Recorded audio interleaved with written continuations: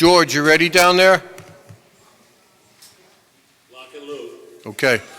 All right, can we have everyone rise for the Pledge of Allegiance? I pledge allegiance to the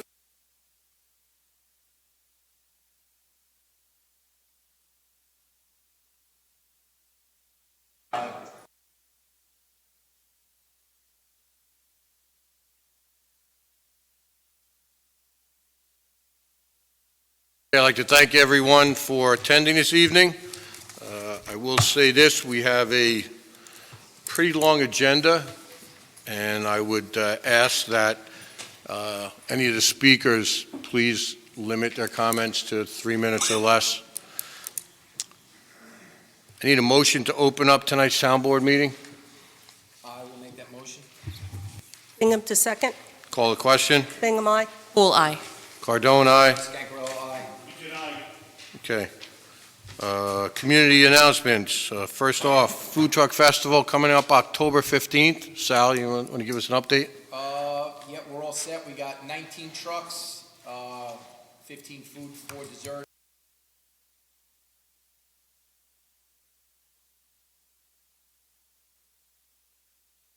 A great fundraiser for the entire year, and Monroe gives back all year, so please come out and support that. October 15th, 11 to 6 p.m. at O&R Park. We'll have transportation from the commuter lot, and there'll be hay rides as well. Oh, hay rides. Hay rides provided by the Highway Department. Pat, are you driving that hay ride that day? Okay. Next up, Town of Monroe Electronics Recycling and Shredding and Tire Recycling Day. Did you want to comment, Madam Clerk? Sure. So this is taking place Saturday, October 29th at the Highway Garage, 87 Mine Road, from 9 a.m. to 12 p.m. It is for all Town of Monroe residents. There's a flyer. There's a flyer on the website. There's also a flyer located outside on the table in the lobby if anyone was interested in picking one up. Okay, thank you. Next up, we had a wonderful Eagle Scout ceremony right here Friday evening, and I'd like everyone to give a round of applause to our new Eagle Scout, Jack Daw.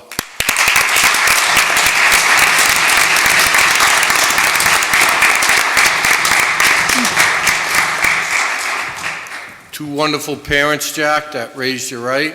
Congratulations. We're very honored to have you in our community. And I will turn tonight's ceremony over to Councilman McGinn. Are we doing out front? Yeah, yeah.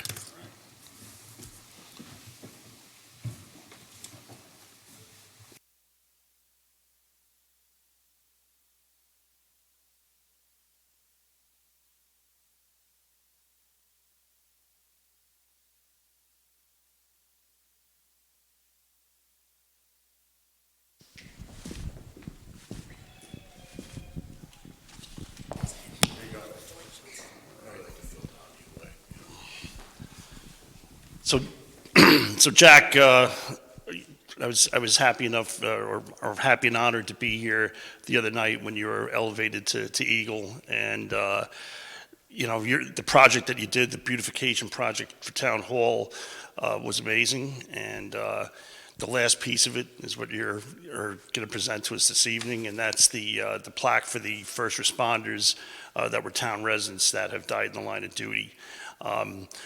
You know, amazing for someone that's 16. I think you started this when you were 15 to decide that this is how you want to give back, and we couldn't be more honored. I know as much as it means to us, it means more to the family members of those people, you know, those firemen, EMTs, and police officers that gave their lives. It means something to them because, you know what, every holiday, every birthday, they're not there at the table, and to know that they're remembered and that their names are displayed, that everyone that comes into this room will see them, that means a lot.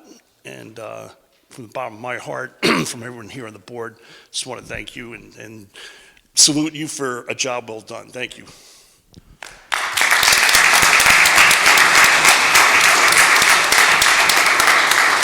I'm just going to be simple and add thank you for all your dedication to this project. I know Councilman McGinn worked diligently with you, and you were dedicated, and just every obstacle you hit, you just jumped over it and made it happen. So thanks. Jack, what's the stat of how many Boy Scouts become Eagle Scouts? Do you remember? 2 to 4%. I think that number's going to have to go up with the number of Eagle Scouts that 440 produces. So I think we're going to be looking at more like 5%. Your troop has done a wonderful job. You've done a wonderful job, and thank you for everything that you've done for the community. Jack, you're just the next one in line of this great group of individuals here with Troop 440. You guys knock it out of the park every time. You're incredible young men, and obviously you're the future leaders of this community, so we're honored to have you here tonight. Thank you. And Jack, finally, I'm just going to reiterate everything that all the other town board members said. Wonderful project. You're a great planner, and your project was really tremendous. Thank you for the community. Thank you.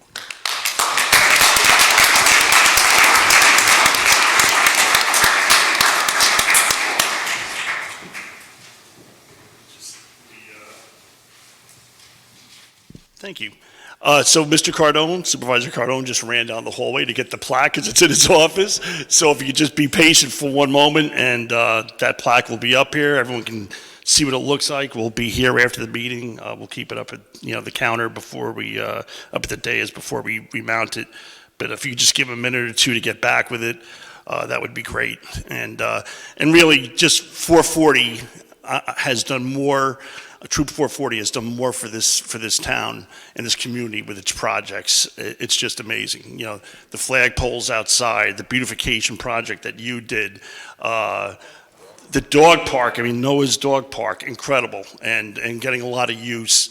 I can't. I know I'm probably forgetting Mumbaisha, the path of Mumbaisha. I mean, there are just the guardrail there. There's just so many things that Troop 440 has done for this town, and. You know what, when people, I don't know, complain about the future of youth in America or in this country or certainly in this town or state, I look at you and I look at your fellow Boy Scouts, and I know that we're in good hands and that the future is bright. So thank you for everything that you did. I think it's locked in Jen's closet. So Let me try to get a hold of her. We'll go through some items. yeah, don't yeah. But listen, thank you very much from all of us. We appreciate it. And we will have that plaque displayed up here for future meetings and for all time forward. So thank you very much. Appreciate apologies. it. All right. All right. Thank you. Thanks, Jack.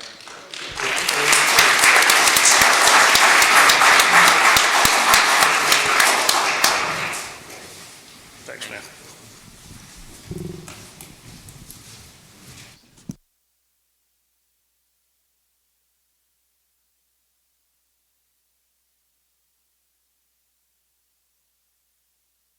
No, I don't.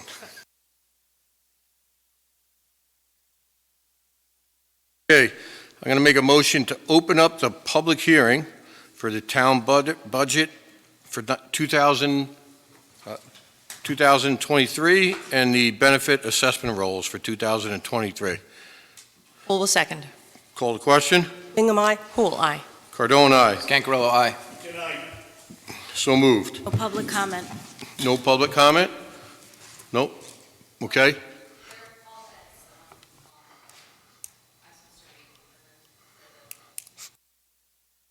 Paulette Brown, okay.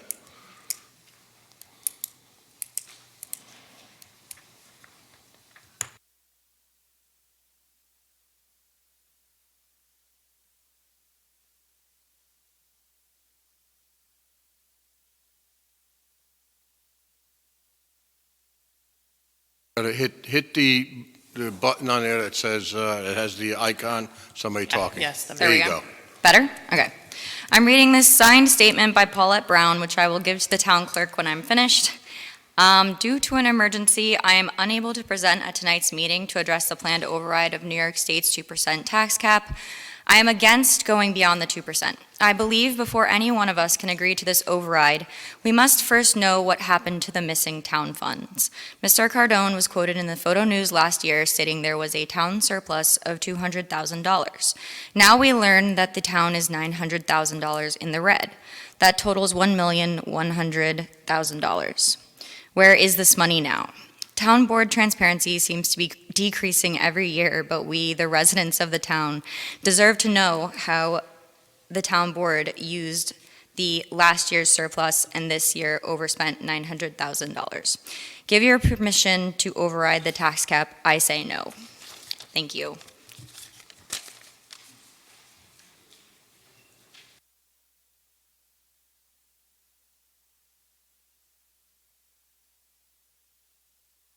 That intended to be a public hearing about tax cap on benefit assessment.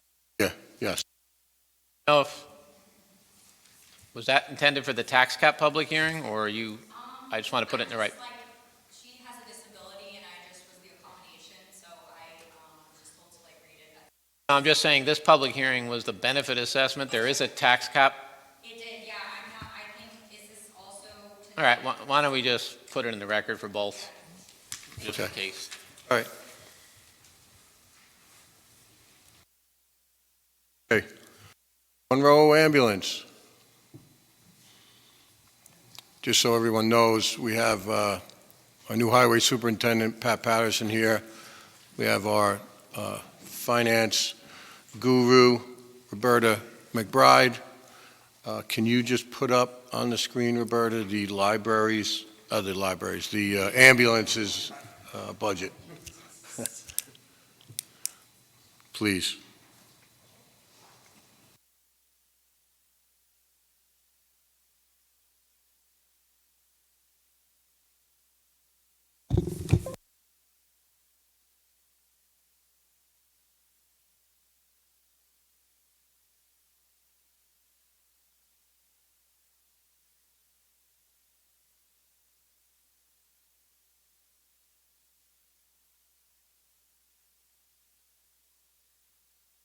Good evening. How are we doing, Wayne and Good evening. Nancy? Thank you for your service to the community. It's much appreciated. This year's budget, we're asking for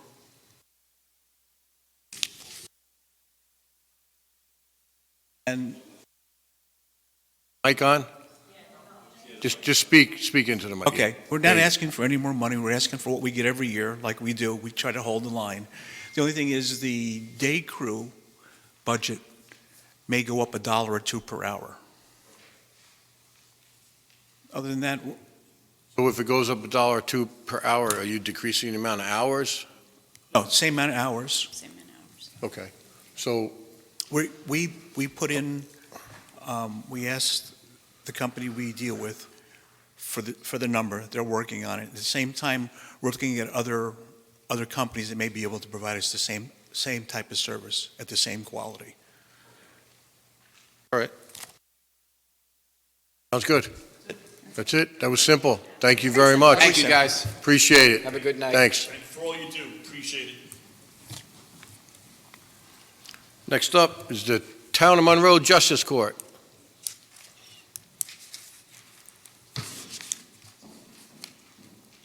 Good evening, Judge McKnight. Good evening, Judge Schwartz. Good evening, Raquel, sorry. Good evening. Thanks for hearing us. For anyone who doesn't know, I'm Justice Schwartz. Judge McKnight and Raquel Diaz is our clerk, one of the clerks. So I'm unfamiliar with whatever's up there. Is that 2023 included, based on what we've submitted? Okay, If you looked at the left Okay. column is 23. Yeah, I The can't see center the is what was numbers. adopted in 22. okay. And the year-to-date is what has been spent as of October 1st, 2022. Yeah, and I did. But, so if what's up there is based on 2023, based on what we've asked for in the budget preparation worksheet, is it? Yes, Okay, got ya. All right, so you can see. with the exception of salaries, which is addressed as we move along. Right, I would assume we'll do that in executive session. No. Okay, so We when you don't- say, when we move, as we move along, what does that mean? as the budget process moves along. So if you have any requests, you can make those requests this evening. Okay, so you want us to discuss personnel salary increases in a public hearing? Yes. Okay, all right. Okay, so, Let me comment, Mhm. just salary, if we're going to talk about somebody's performance or anything, that's executive session, but not salary alone. okay, so limiting it to the request to a number, but not as to why we're asking for it? Something that would be concerning the employee's performance, that should be done if you're going to talk about a specific employee's performance, those comments would be for executive session. If you're going to say, we would like to increase Mrs. Jones' salary to X, that's fine in public. Right, that was my understanding as well, which is why I mentioned executive session. So are we having executive session if we wish to discuss personnel performance that justifies the raises that we're asking for, or are we not doing that tonight? I don't think you need to, if you're talking about positive type things, I really mean if you're talking about something that's negative, if you're saying someone's doing a great job and you want to give them a raise, that can be said in public. But if it's going to be something that would say, I'm not giving them a raise because of X, that should be an executive session. All right, thank you for the clarification. Okay, and I'm unfortunately blind as a bat both ways, so I can't even pretend to unsee those numbers up there, so Can you hopefully I've got enlarge them. those numbers? I can, but I was trying to get it all on one page, but it's not going. All right, so scrolling down, I'm not going to go over, like the town justice, the court clerk, which is Raquel, those are at the standard, the 2% increases. We have a larger increase that we have discussed with the board before in the 1020 column for the justice court clerks. We do have a shift coming in 2023 in personnel, in that Ms. Doyle will be retiring and Ms. Wexler will be going full-time. And that position is incorporated into the 1020 line item. So when you see the numbers for 1020, which says Justice Court PS full-time, that is two different positions. It is not one. The position, as I understand it from Ms. Wexler, is limited to the 30,000. For now, yeah. For now. So the excess, the remainder is for our clerk, Terry Capola, who has celebrated her 20-year anniversary with the Justice Court. That came and went some months ago, and the court has tried to recognize it in its own way. But we are asking that the town recognize it financially. The job has become exponentially more difficult with the various changes in the law and the various procedural changes that have been adopted to accommodate it. And so we feel that the request that is being made for the increase is well justified.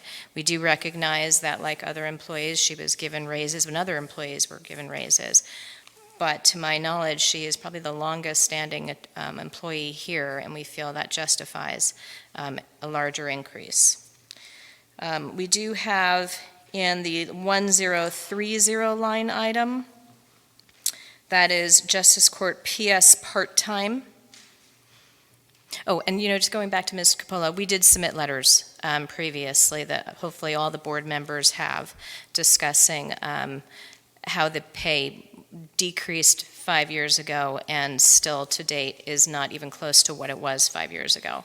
So what we're asking for is still under what she was making more than 5 years ago. All right, so going to 1030, which is the Justice Court PS part-time. To our knowledge, this is the court bookkeeper, and the town board on its own added to it David Nestor, the prosecutor's clerk. We have requested that this number come out, and I can't see where you have it. So you do have it as 7831. That should be just for the bookkeeper. You'll see you had it at 16.5 because the town board on its own added in money for the prosecutor's clerk, which is inappropriate and cannot be part of our budget. So we have put in simply at the normal 2% raise for the bookkeeper there, and have asked that the court prosecutor be put someplace else and not on the court's budget. The 1030 sub 1 category, which is attendant supervisor, that is the supervisor for the court's officers, and that is Jack Bayer. Let's see, going from 2021 to 2022, there was a 41.5% cut to his pay. Yes, I'll say that again, 41.5%. We're asking that, so he is down from 17.5 to 10. We're asking that you put back in 10%.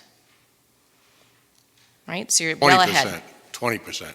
No, 10%. So you want us to go from 10,000 to 11,000? Exactly. What do you have there? 12. Well, you put in 12, and I'm happy with that. So that's what I'm clarifying, it's 20%. As I said, I don't have this document and I can't see it, but that's fine with me. Yes, that's Okay. justified. Because we're going over this year because it was cut so incredibly last year. So we're well ahead for his number, and I was questioning whether or not just a 10% increase would, so if you can do the 12, great. Can you see what they've got there? 2245. Okay, so with respect to the next line, the 1030 sub 2, which is the court officers, that was cut 2021 to 2022, 37.5%. I had asked for 10%, but I think you've increased it by a little bit more. So that would be helpful, because again, we're ahead of projections, meaning we're going to be beyond the budget that you budgeted for last year. I'm just going to jump ahead to things that I think have changed.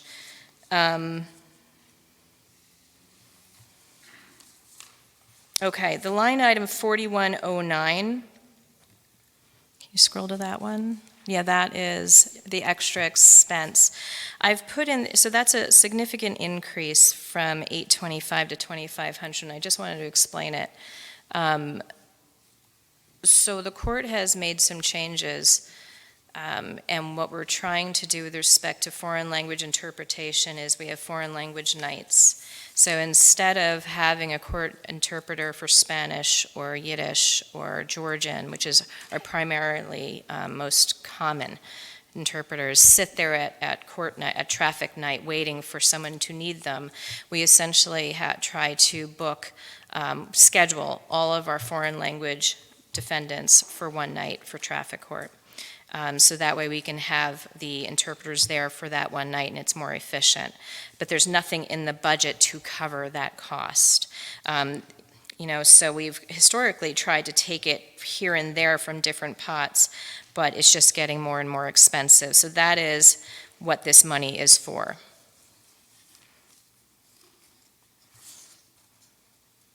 Everything else I think is relatively. Justice Court postage, we are, two items. Let's go back. Justice Court IT supports 4223. We're well ahead. We have spent the 650 and are beyond. I'm projecting the 1,500 for next year. That is largely because OCA has given us years ago used refurbished hard drives and computers, and we have repeatedly had problems in the court with completely either frozen computers or computers that just weren't working. We were down for days. So we need the IT support to help us put in more refurbished drives and assist us with getting the court up and running. We're essentially running on extremely old hardware and software and on a shoestring. So I'm anticipating that number will only increase. Now, mind you, we are applying for the JCAP grant, which I think is on the budget for this evening.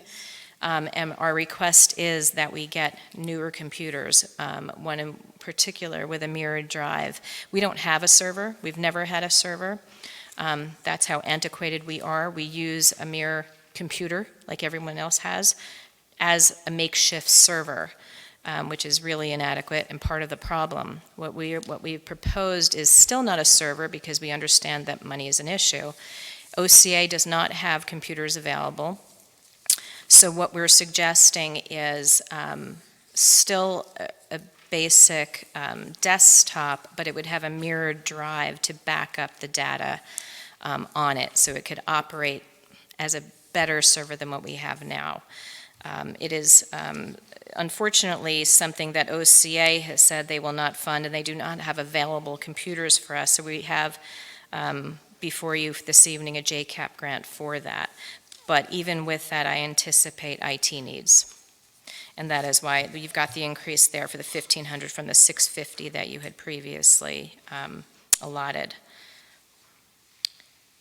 The Justice Court postage, we are over, or we're getting close to being over. And while I had asked for $4,500 for that, I actually think I'm going to revise it and increase it to $5,500. Based on where we are now, I think that that's probably fair. I suspect, and we're looking at it now as to why the numbers are as high as they are. Again, because of the various different changes in laws and procedures and the way things work, we are now spending more on postage to send things out like notices for the entirely new traffic motions calendar that we never had before. Notices regarding suspensions that have only increased, things like that. Because of changes in laws and procedures, this is a resultant increase in cost. And so I actually think more appropriate would be $5,500. I only learned that, though, when I got the projections we got with the budget were from August, and so after seeing the new numbers, I think that would be more responsible.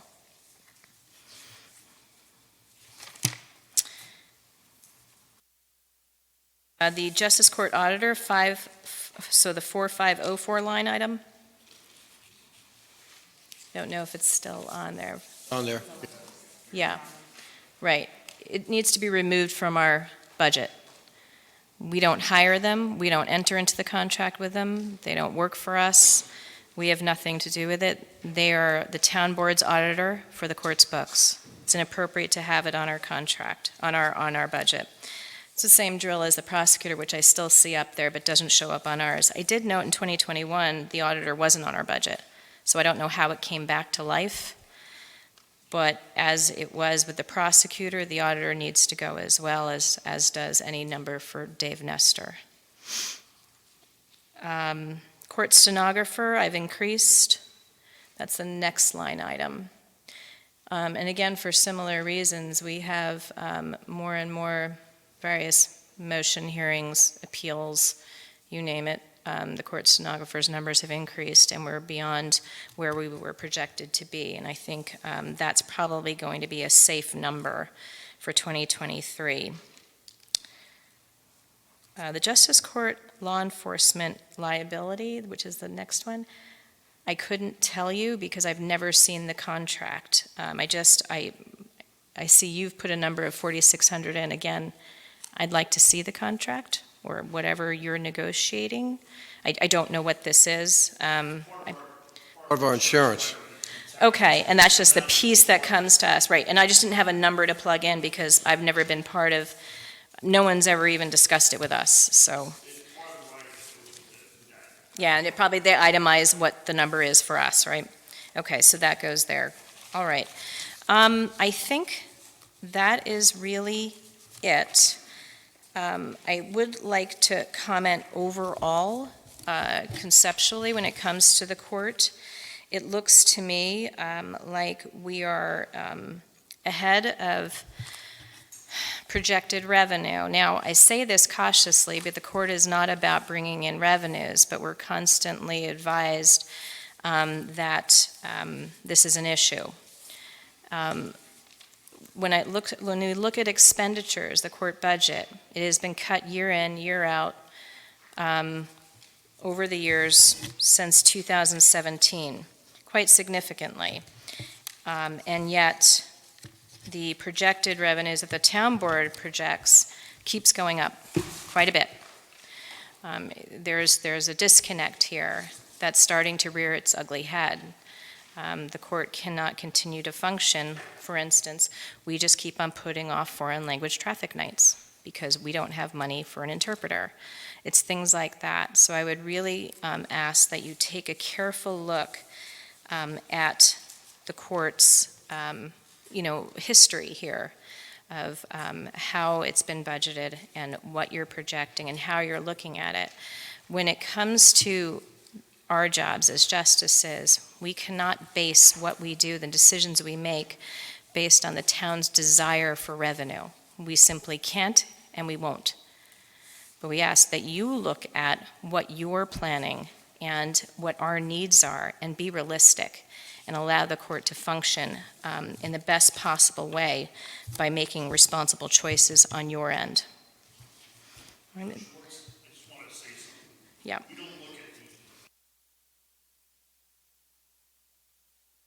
We don't look at the Justice Court as being a source of revenue. We just look at operating costs, and we look at what the costs are that it costs to operate it every year. That's when the supervisor does the budget, he tries to balance that out. That's where it comes down to. We're not sitting there saying, hey, you've got to bring in this. I would just disagree with the fact that we're trying to do that.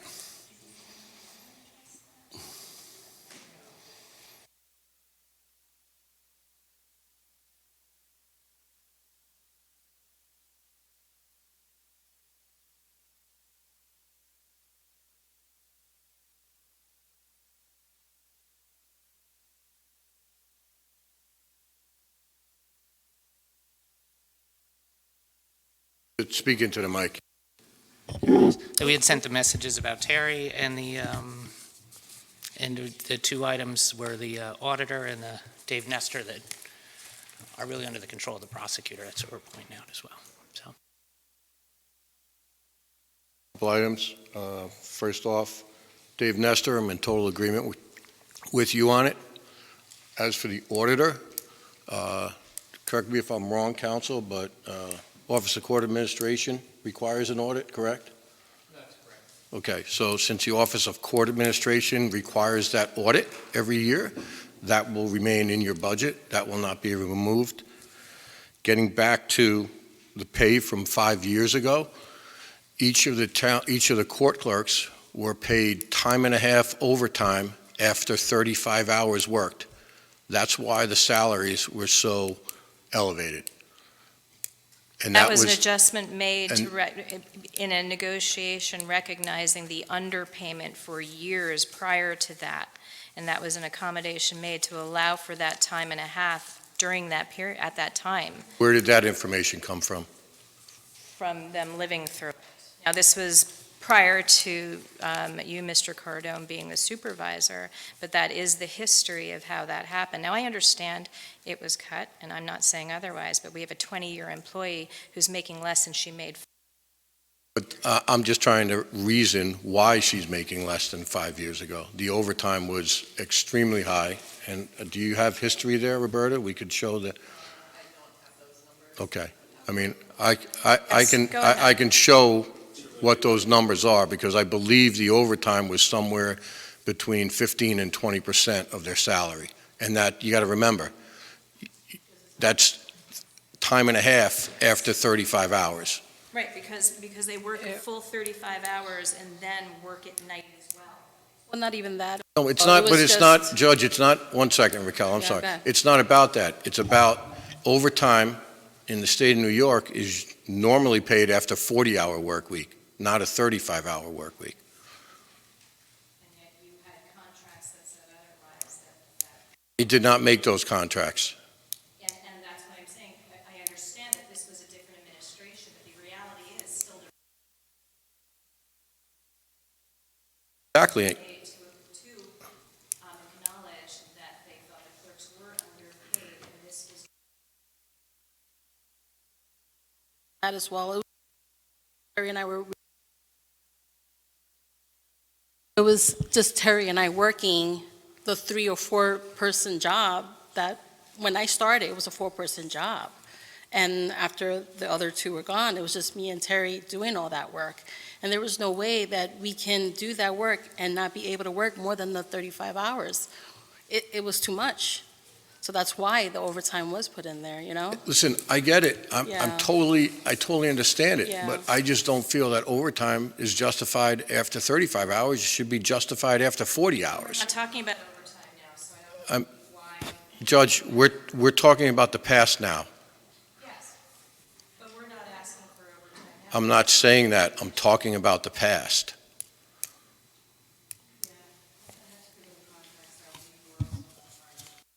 Can you provide us with what Terry's salary is this year? Do you have that information? Salary break.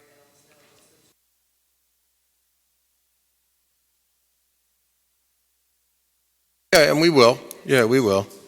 And any other questions that you might have, we're happy to sit down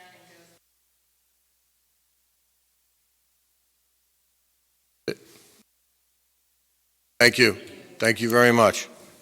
Thanks, Raquel.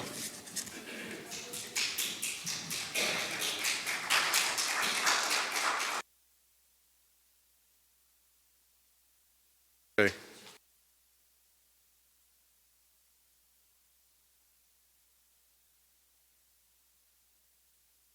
Next item is a motion to keep open the public hearing for the 2023 town Supervisor? budget. What's that? Park? No, Smith Clove Park has been, they canceled this evening because they weren't fully prepared with their budget.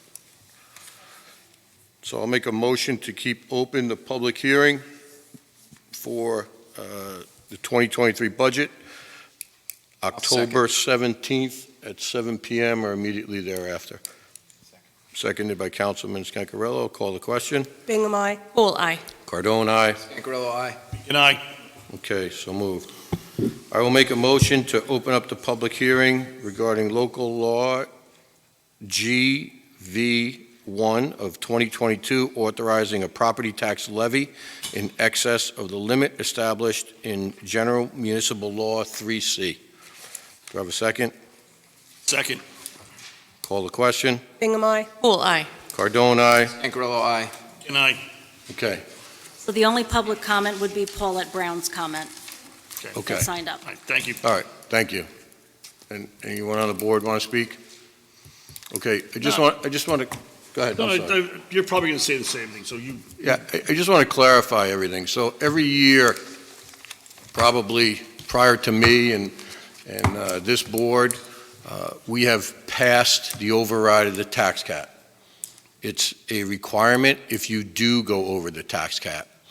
And the consequences, if you don't pass this law and do go over the tax cap, I will let council describe, because it's extremely detrimental to the town. Now, we have not gone over the 2% cap over the past 5 years. We don't intend to this year. And as far as the comments that were made by Mrs. Brown, the $200,000 surplus was placed back in the general fund, and we are not in the whole $900,000. I don't know where that number comes from. It's just absurd that these facts go out there, and Listen, you have to wait till you come up Yeah. and speak. You can't Yeah. yell out from your seat, okay, please? so please, everyone in attendance and everyone watching on Channel 22, we are not in the whole $900,000. We have never been in the hole. We've consistently had a surplus in the town, and we intend to this year as well. And everything goes back into the general fund. And when we do our budget, we also put in fund balance into the budget, which essentially represents what we have from surplus over the years. Mike, sorry. To say most municipalities, as a matter of practice, will pass the 2%, tax cap waiver just to cover themselves in case it's going to happen. As Tony had said, the supervisor has said, we've never done it, and we've had a surplus year after year after year. So a lot of this is kind of like much ado about nothing, and we're not going to exceed it, but most municipalities will do it. Everyone that I know of here in Orange County does it, just to make sure that they have that passed, so that in case they do exceed it as part of their budget, it's in place. Council, do you want to describe what happened? Well, yeah, that is exactly the point. We usually recommend that municipalities adopt the law, because once you're in budget time, you need a certain amount of notice and a public hearing that you're having tonight in order to enact a local law. If you're doing the budget process and something comes up or you realize you have to exceed the tax cap, it's usually going to be too late. And at that point, if your budget actually exceeds, the levy and you don't have the local law, then it's a whole convoluted process where you have to set aside funds that have to be basically work against next year's budget. And, so in order to be able to exceed that, you have to have the local law. But many municipalities do this. They adopt a budget. They do not exceed the cap, and so the law means nothing. But it's simply an authorization in the event that even if you're over by $1,000, you have to have that local law there. Just so everybody understands, last year's budget, we were at a 0% increase for the village and the town. And what happened was we had such a rise in the taxable value from 21 to 22 that we were still $180,000 over the cap. So we still cut $180,000 that was above the cap, and we had decreases in the village. I think last year's decrease for the village was 7%, and the town's decrease was 6%. I have spoken to the state, I have spoken to numerous other municipalities, and I have been told that if there's a case where your assessment goes up so much and you're at a 0% or flat increase within your budget, then you more than likely should do that and keep it above the cap, even though there's a 0% increase. That was the first time I have experienced it, and I had people in the state that couldn't understand it. And what happens now is we're playing catch up with that $180,000 now because of the decrease. We don't mind decreases. We're not saying that. We're just, when we budget this year and at least 2 years forward, trying to see what's happening in the future and trying to predict it. And it's very difficult. I will say that Roberta has been very diligent. We've invested anything that we have in our accounts in New York class, and the interest rate is through the roof compared to what you get in a bank account locally. New York class is one of the only funds that we as a municipality can invest in, and many other municipalities in the state do the same. So right now, as I had stated last meeting, we're over the cap, $934,518. There's some fund balance, there's some adjustments that have to be made. We also have to do some salary adjustments. And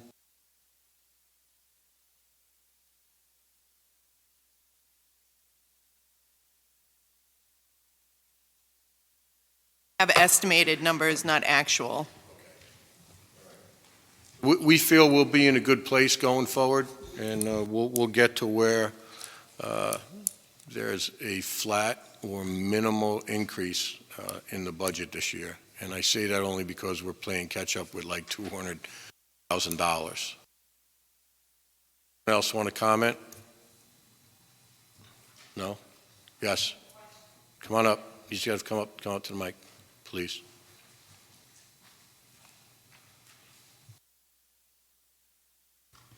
So State your can name you, again. Maureen Richardson, Monroe. Could you clarify the issue that some residents were under the impression that, I don't know where the $900,000 in debt came from? It wasn't my speech. The only thing I can say is that last meeting, I made the point to say just what I just said, that we were over the preliminary budget was over $900,000. That's the only thing I could, Okay.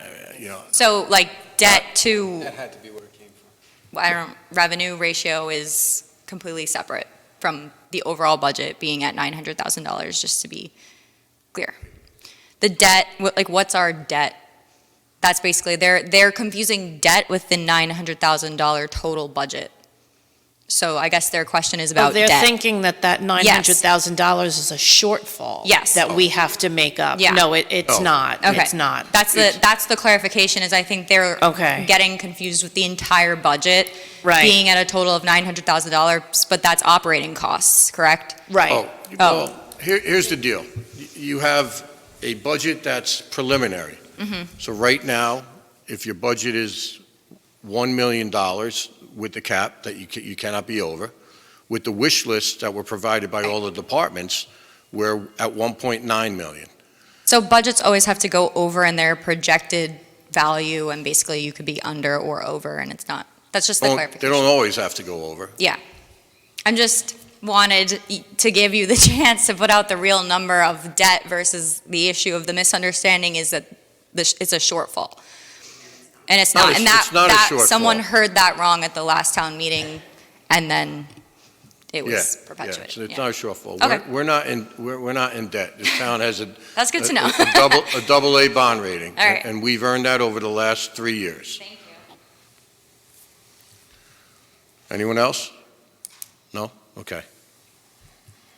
So I'm going to make a motion to close the public hearing for local law G-V1, authorizing a property tax levy in excess of the limit established by General Municipal Law 3C. Second. Call the question. Hingham, aye. Well, aye. Cardone, aye. Scangarello, aye. McKenna, aye. Okay, and now I'll make a resolution that the town is authorized to exceed the tax cap? Second that. To adopt the local law? Yeah. Yeah, the motion will be to adopt the local law as presented to the town board. Okay, This will be local law number 7. right. I'm sorry, number 8. No, number 8. Number 8. Okay.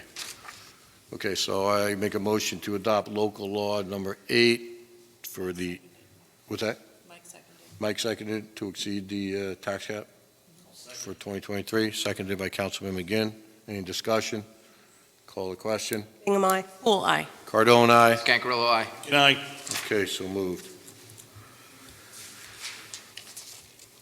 Okay, we have our planner here, so I'm going to make a motion to open up the public hearing regarding local law H-V1 of 2022 to amend Chapter 57, zoning concerning the regulations governing tree preservation.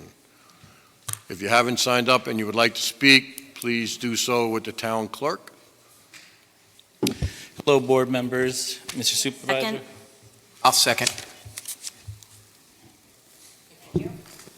Call the question. Hingham, aye. Well, aye. Cardone, aye.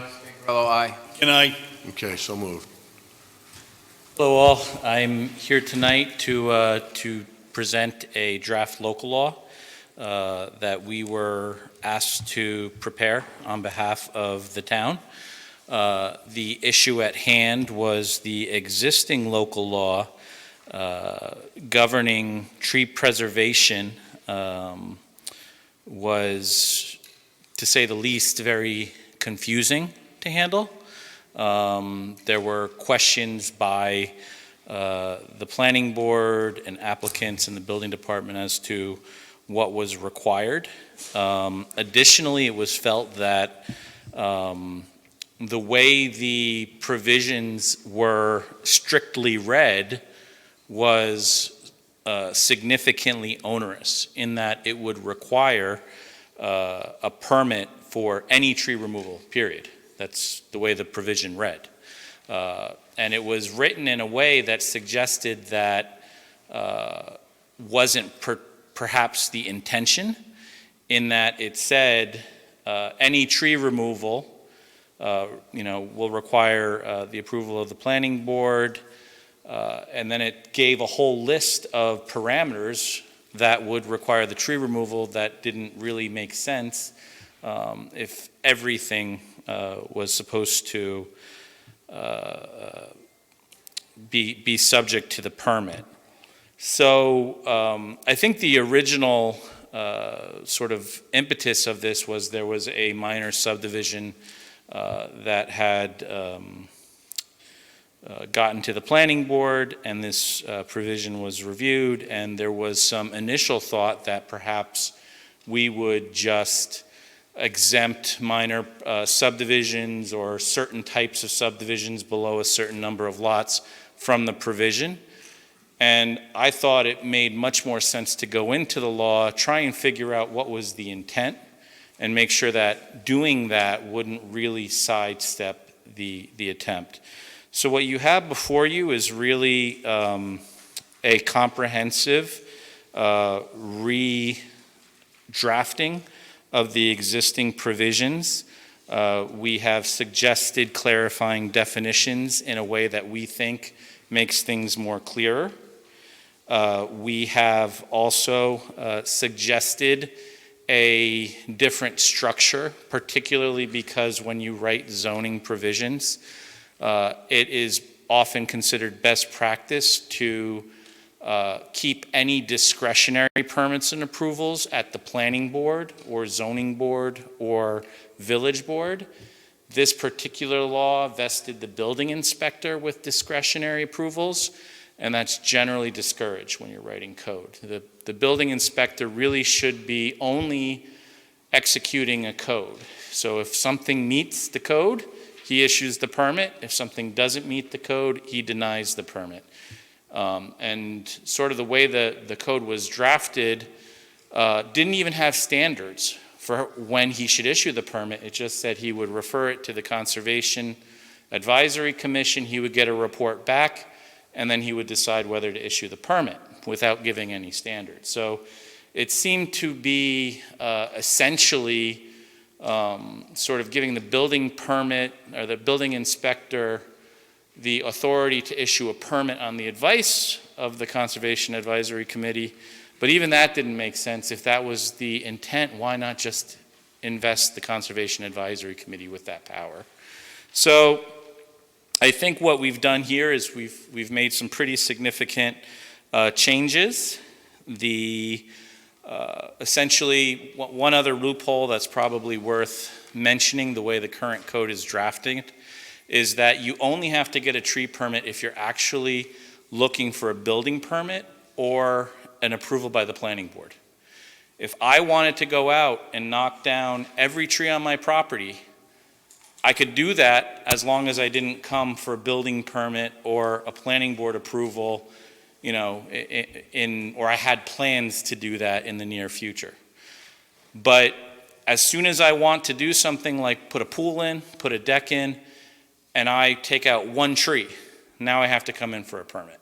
And that just didn't really make a lot of sense. So what we have here now is we have a structure here where if I want to take out a significant number of trees on any property, I have to come in for a permit. And that's a new development under this law. We tried to be fairly balanced in how we present those thresholds for when you have to come in for a permit and to appropriately provide exemptions, you know, for a certain number of trees per calendar year. Just based on that statement and that assessment of what the tree code, we're making this more restrictive than it originally was. I don't know that you're making it more restrictive. You're making it apply uniformly, and you're making it more reasonable the way it's applied uniformly. Right now, certain people had very high standards and certain people had no standards. But it sounded like if I owned 20 acres, I could just go in and clear cut it because I'm not planning to do anything with it. And now you can't. Correct. Okay. But I thought we also had a timber harvesting law on the books. There may be, and So that 20 acres, you could not go down and chop down every single tree because you'd have to apply for the timber harvesting. I would have to see what the standards are for the timber Okay. harvesting. Thank you. Timber harvesting is usually a forestry law, so if you're doing it for the purposes of selling the lumber, like it's same thing with agriculture, right? If you're growing produce for the purpose of selling it, you're subject to agriculture markets. But, you know, if you're doing it because you want to open up your view, I don't know that that's I don't know because I haven't looked at the timber harvestry chapter, but typically timber harvesting is for that type of treatment.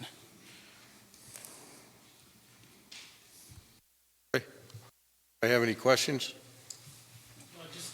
From a historical perspective, so when we did the tree code, it was kind of done at the same time as the master plan was being done. And it's kind of easy to see how some of these things may have been missed during that. So it wasn't that thought didn't go into it. A lot of thought went into it. But it's like any local law or anything, you have it, after it's passed, you see how it really works in real life, and then you got to go back and figure out some way to make it better for, preservation and the environment, but also not as onerous for someone that's looking to build. And I think this strikes a good compromise with those two, stated goals. I would agree, and I also would say that in terms of where you are in the state of legislation throughout the county and the Hudson Valley, this is a protective law in comparison. A lot of the communities, even if you look at the model codes on the DEC website, have very high standards for when a tree requires a permit for removal. This is fairly encompassing, even with the increased allowances for things like subdivision or just, homeowners wanting to be able to do a certain amount in a year.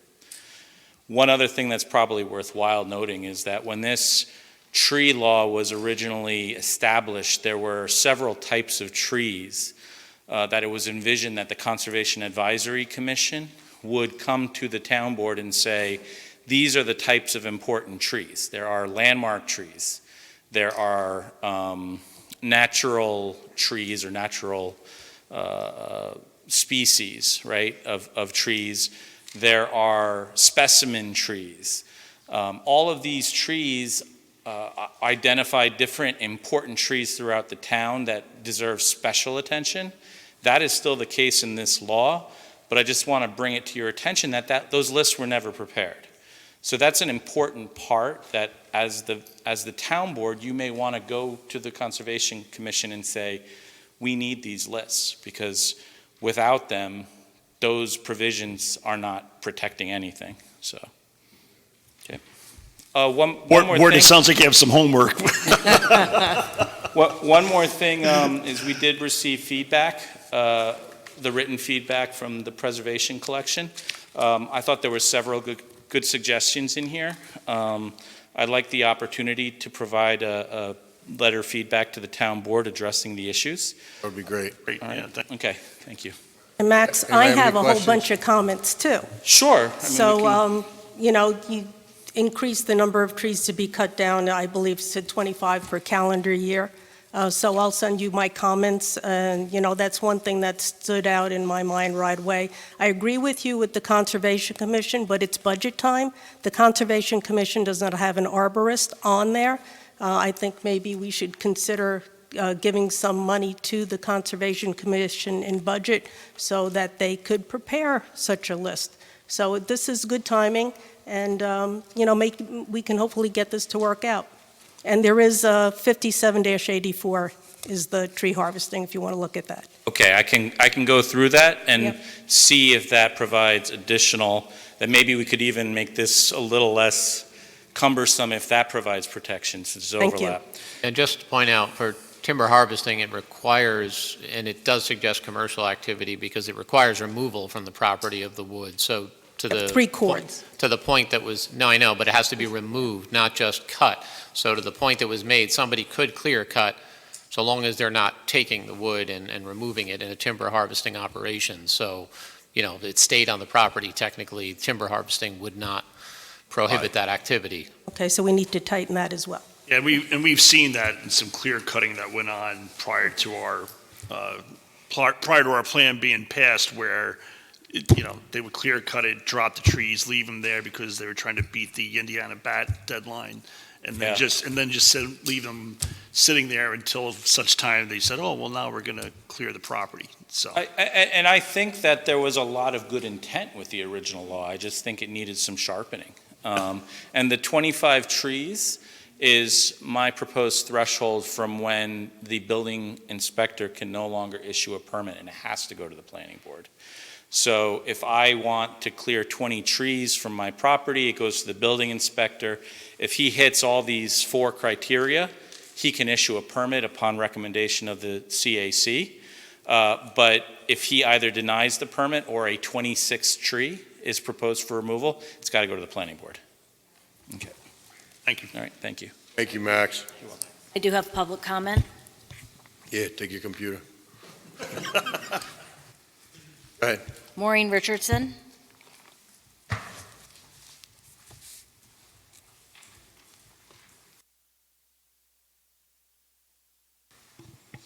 Maureen Richardson, Monroe, and I speak for the trees.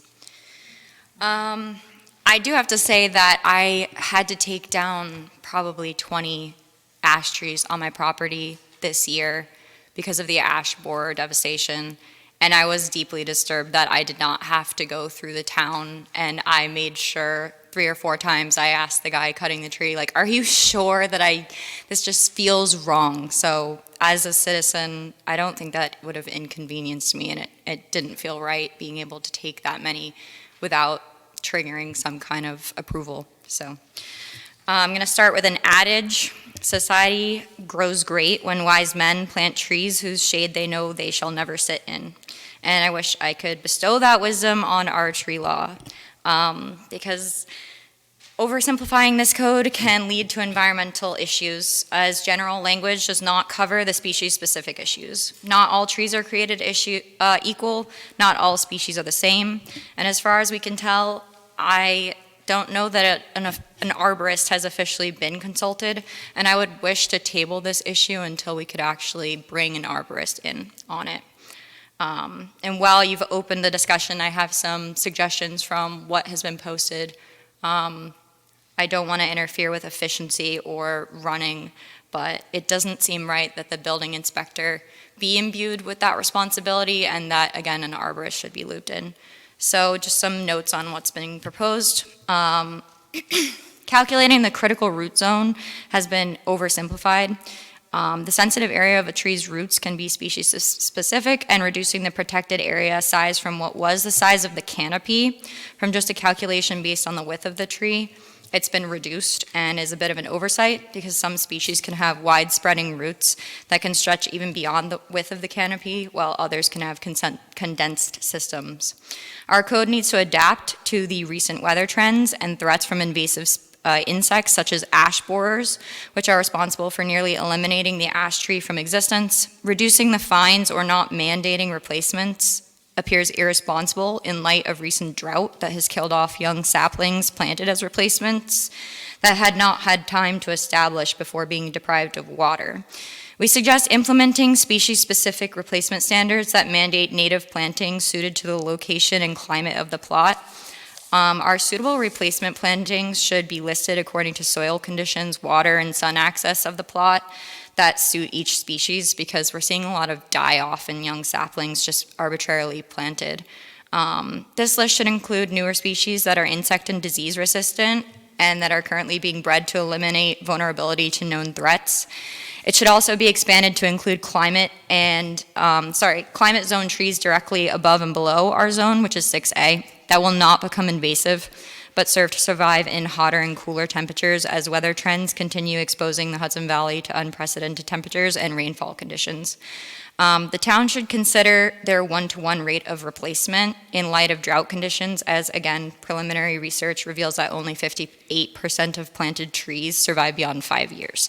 And that was before the increase in the drought, meaning the trees planted to replace cut trees may never succeed in the same way as ones removed, especially if planting conditions and species are not considered.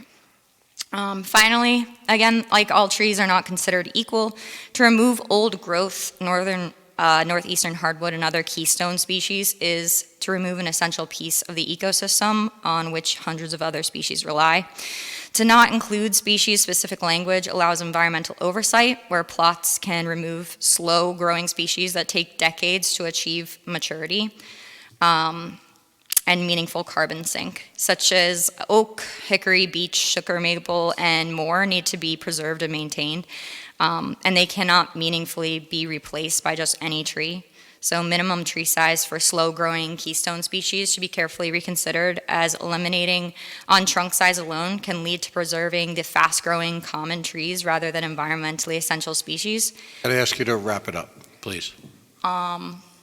Basically, we are removing species that can live to be 1,000 years old and replacing them with a sapling that could be a fast-growing common species. And we need to do more to preserve old-growth trees that could become historic landmark trees, and to remove a certain size trees to remove the character of our community. Thank you. Thank you. Carol Hawkshurst.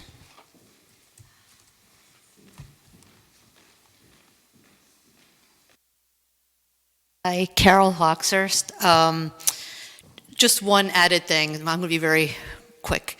I think the town board is aware of this, but just to keep in mind, with wetlands that we have a lot of throughout Monroe, the concern of taking down trees, they absorb the water, so the wetlands, it could turn into flooding, so just a consideration with that. That's it. Thank you. Thank you. Ward Brower.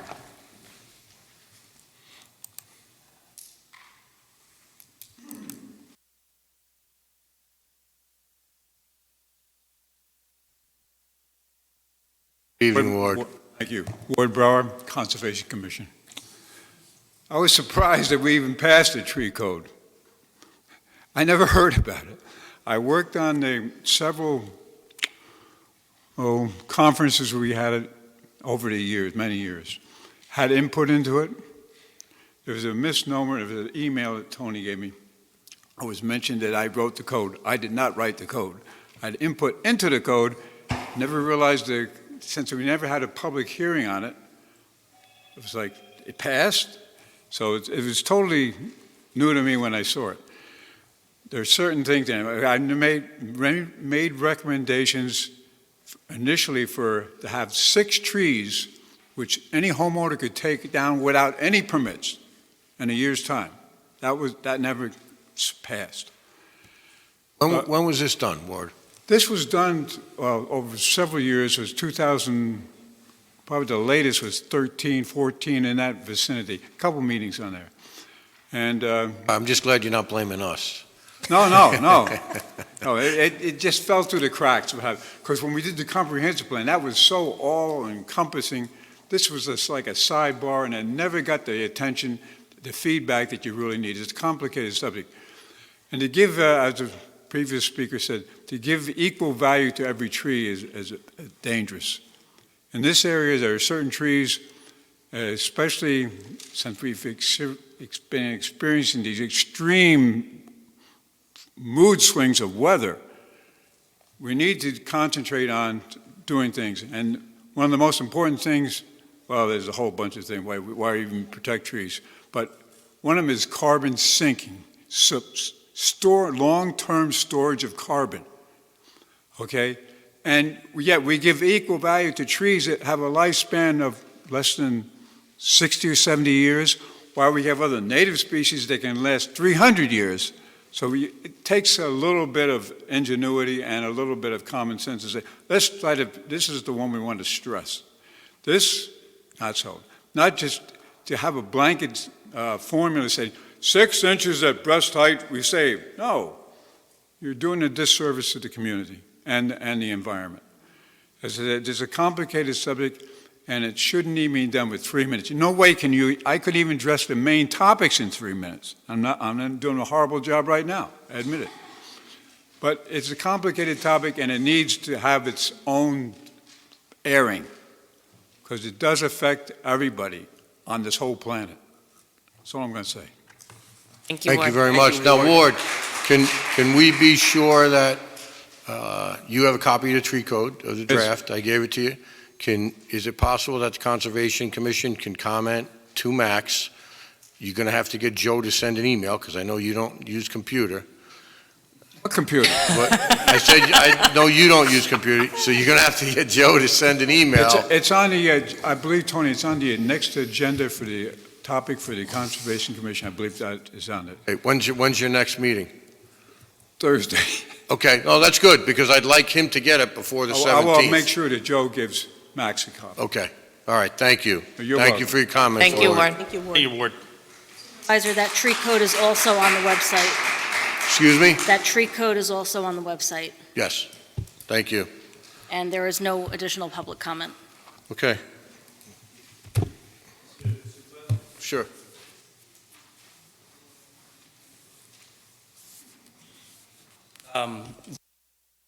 Woman that was up here before seemed to have been reading from notes. Would it be possible for me to get a copy of those? And also, if Ward wants to meet to go over any of this, we did work together on the acre, some of the issues, on some other zoning issues. I'd be happy to meet with him, or just even by phone, or here in Town Hall. Okay. Hey, Max, while you're up here, Yeah. so as far as retaining an arborist to give us a list of species trees that should be prioritized, what's your thoughts on that? So this code already, it does now, and in the proposed version, allows the CAC to retain, I think it's an arborist, a landscape architect, or a forester, 3 certified professions, in issuing their comment if they see something that they feel like they need the advice.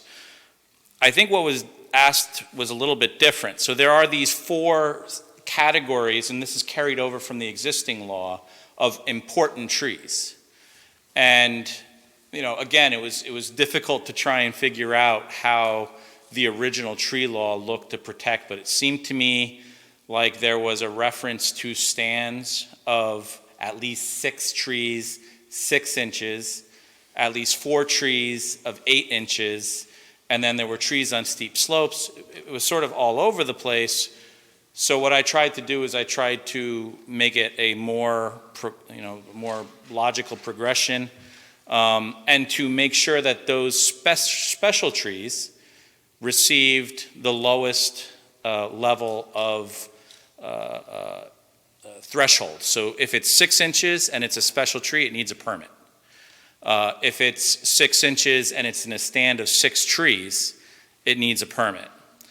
If it's only in a stand of 3 trees, it has to be 8 inches. And if it's just a single tree, it has to be 12 inches. So we get all the landmarks. So if there's a tree that somebody knows about, or if it's a special species, that's very important. They brought up things like hickory or some of the hardwoods that are slow growing. All the CAC has to do is say, hey, board, these are important species of trees. These are specimen trees in Monroe. They deserve this higher threshold of protection. You, the town board, adopts that list. It goes in the zoning code. And then now when a permit comes in, if that tree, is that a hickory or if it's a white oak or whatever the species may be that they say is important, it gets that lowest threshold. And we can always adjust that if they feel 6 inches is not adequate. But that's the idea, and that's how we sort of interpreted the intent behind the existing law. But that's not at all what it says. Like I said, I mean, you could literally take these out as long as the town doesn't accuse you of intending. And I think Mr. Nugent can tell you that it's treacherous to try and assign intent. When I cleared these trees last year on my property, was I intending to come for a building permit this year? How are you going to prove that? So it's better to just, and I think that was out of the interest of closing a loophole without regulating everybody. But I think you can regulate everybody if you make it reasonable for the process and for a certain amount. And that's in here too. I think Ward said 6 trees per calendar year. We have 5 or less, and that's through the building inspector. He's allowed to permit the clearing of 5 or less trees If they're not important, they're not the specimen, they're not the landmark, and there's no specific reason to preserve them, he's allowed to do that as of right. He's allowed to get that permit as of right. But you don't want to get into the habit of exempting that, because then somebody's, not accounting for, well, yeah, I cleared 10, but only 4 of them were over 6, and 1 of them was dead, and they come up with the rationale post. So this requires the building inspector to look at what's being cleared. He's allowed to permit 5 without mitigation. Beyond the 5, you have to do the 1-to-1 mitigation. And there's an ability now, again, for the CAC to provide the advice to the building inspector and say, well, you really should be asking for these types of trees. But we'll sit down and we'll go over this and make sure that every provision is understood. Hey Ward, I don't want to have you come back up again, but will the CAC be able to procure the services of an arborist to assist this? Should. Okay. It's just one other category. I had it inserted into the law. I guess it got in there. And that was, we had arborists, and we had a horticulturist in there. Landscape. But I also said, there's another category. That's called a licensed grower, which I fall under. I've been licensed by the State of Agriculture Markets for 50 years. My father was before me. So we have probably more expertise than the person coming out with a landscape architecture degree with 4 years. Sure. So that was supposed to be in the code. And then there's another thing that was sort of got, and I agree with Max, that after reading it, the one that's on the books now it leaves a lot to be desired. The intent never got to where implemented into the verbiage. Well, listen, that's why we're revising it now, so we can do what it's supposed to do. And it can't be a process to be rushed, to be give and take on that thing. Yeah. So, and Max, we'll work with Max and whatever. Thank you. Great, thank you. Thanks, Ward. Okay, I'm going to make a motion to keep open the public hearing for local law H-V1 of 2022 to amend Chapter 57 concerning the regulations governing tree preservation to October 17th, 2022 at 7 p.m. or immediately thereafter. Thank you, Max. Hool second. Full second. Call the question. Bingham, aye. Hool, aye. Cardone, aye. Angarello, aye. Good night. So moved. Next item is the acceptance of the September 19th, 2022 minutes. I'll make that motion to accept the minutes. I'll second. Any discussion, alterations, changes, adjustments? No? Call the question. Bingham, aye. Hool, aye. Cardone, aye. Angarello, aye. Good night. So moved. Item 6.2 is the escrow, so item 6.1 is the general fund abstract. Abstract 22-15 for $597,199.53. I'll make a motion to approve that. I'll second. Call the question. Bingham, aye. Hool, aye. Cardone, aye. Angarello, aye. Good night. So moved. Item 6.3 is the escrow fund abstract. I'll make a motion to approve the abstract 22-04 of escrow containing checks 2046 through 2051 totaling $24,703.85. Do I have a second? Hool, second. Call the question. Bingham, aye. Hool, aye. Cardone, aye. Angarello, aye. Good night. Okay, so moved. Item 7.1, we have a budget transfer to reimburse the water districts for the flushing stations with ARPA allocation.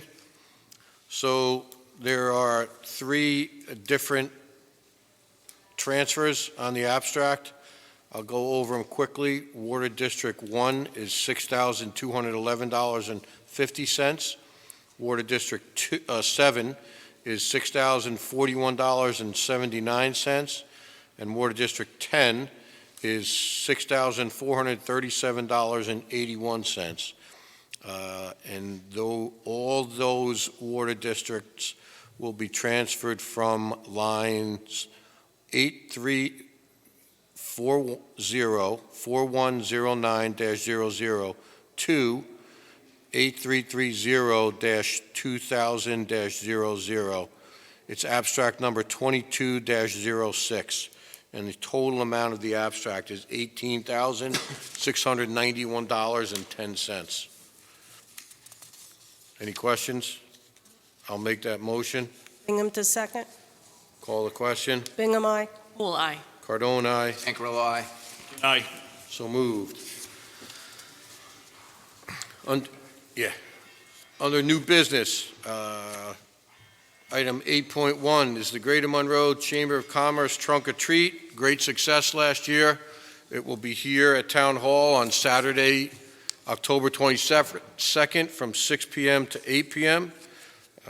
If you are an individual, community organization, or local business interested in having a trunk to provide candy for the children that attend, please contact Jen at 845-492-1147. That's Jen Carrillo, who is the president of the chamber, and she's also the co-owner of Harriman Army and Navy. There'll be a pumpkin decorating sponsored by the Monroe Girl Scouts. There'll be music. It's a great night. I think at our town booth last year, we gave out over 1,200 pieces of candy. Full bars. That's Not right, it small was full bars. Full bars. Those mini, Trips that we make. We made 2 additional trips to pick up more That was an candy. impressive event, Yeah. well organized, well attended. That was great last year. I'm Yeah. sure this year will be better. Are you wearing that wig again? Wig? Yeah. Yeah, I could wear my afro wig, yeah. Reminiscent of my senior picture. Yeah. Okay. Do we have to approve that event? To Uh, use the parking lot? Yeah, I guess we should probably, yeah. All right, so I'll make a motion to approve the Greater Monroe Chamber of Commerce Trunk or Treat on October 22nd from 6 to 8 p.m. They are required to submit a certificate of insurance naming the town of Monroe as additional insured within 2 weeks of the event. I believe you already have that, but I will double check with Jen. So, you seconding it? Pool second. Call the question. Bingham, aye. Pool eye. Cardone, aye. Cancarello, aye. Okay. McGinn is not here. Sure he'll approve. Okay. Item 8.2. So we had janitorial bid opening last week, and the results are going to be acknowledged in a resolution. There were some deficiencies in one of the bids, so I'm going to read the therefore be it resolved, and then we'll have some discussion on it. So I'll make a motion for the following resolution awarding the janitorial bid. Now therefore be it resolved that Section 1, the whereas clauses are incorporated herein as if set forth in full. Section 2, the town board hereby rejects the bid of NSI for the following reasons. A, NSI, although identifying itself as incorporated in the state of New York, could not be located in the Secretary of State records under NSI, nor under any other name referenced in their bid package, open parentheses, NSI Service, Inc., close parentheses. B, NSI failed to identify the principal of the corporation, indicating only NSI. C, NSI failed to submit proof of workers' compensation insurance as required by General Condition Number 9 in the bid package. D, in response to the bidder questionnaire, question number 2, NSI did not identify any municipalities as requested by such inquiry. E, NSI's submission of the bid form contained an inconsistency wherein NSI indicated that both its annual price and monthly price were $39,520. Section 3, The town board hereby awards the janitorial service contract to DOC Professional Cleaning Services, subject to satisfactory completion with all requirements set forth in the bid specifications previously issued by the town. Section 4, the town supervisor and any other officer, employee, or consultant as directed by the town supervisor is hereby authorized to take any and all necessary actions to carry out the provisions of this resolution. Section 5, this resolution shall be effective immediately. Council, any additional comments on this? No, I mean, this case, the problems, raised in the first bid were problematic. There are times when you have minor inconsistencies that can be waived, but there was just too much, and the absence of insurance was a requirement of the bid submission, the certificates, of which there were none submitted. And the corporate issue is a problem. They're just, you have to at least identify who it is that's bidding. And in this case, I don't know the name of this company. It's not found anywhere, even though they indicated they were incorporated in New York. So for the reasons set forth, that is the basis for the board's rejection of that bid. So I made the motion. Do I have a second? Second. Discussion? Sure. Under the bid opening, it's under DOC, it's $55,080, and then underneath it is $4,500 a month included with the floor wax and remove wax. So that's a total package, then we're getting everything. Yes. Thank you. Yeah. Any other questions? Question? Bingham, aye. Pool eye. Cardone, aye. Ancarello, aye. Can I? So moved. Item 8.3, we had a request from the Monbassia Lake stakeholders to speak this evening. Come on up. Stacy McCleary. You have a list there, Madam Clerk? Okay.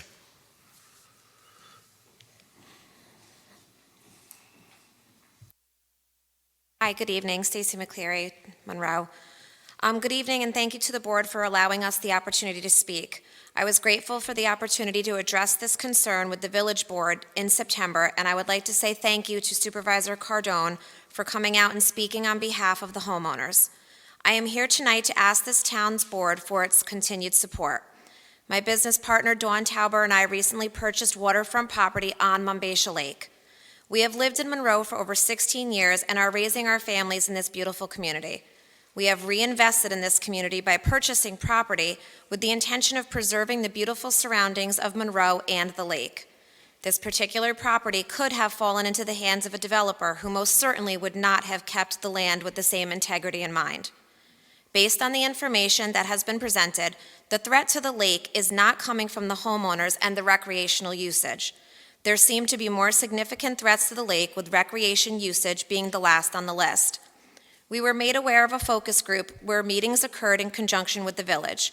Was the recreational usage by homeowners posed as a threat during those meetings?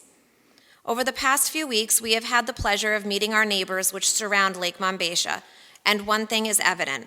We all love this town and this lake, and we look forward to a solution that allows for preservation and maintenance of its character while also allowing us, the homeowners, access to the lake. Thank you. Thank you. Thank you. Thank you, Stacy. Lawrence O'Neill.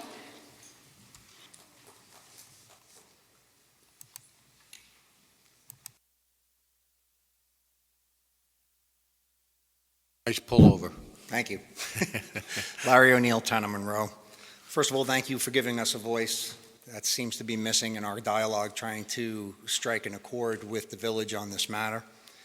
The desire of all lakefront residents is to work collaboratively and to try to come to a mutual solution so we can maintain the recreational level that we have today while still preserving all the intent that the village has in trying to institute the law to restrict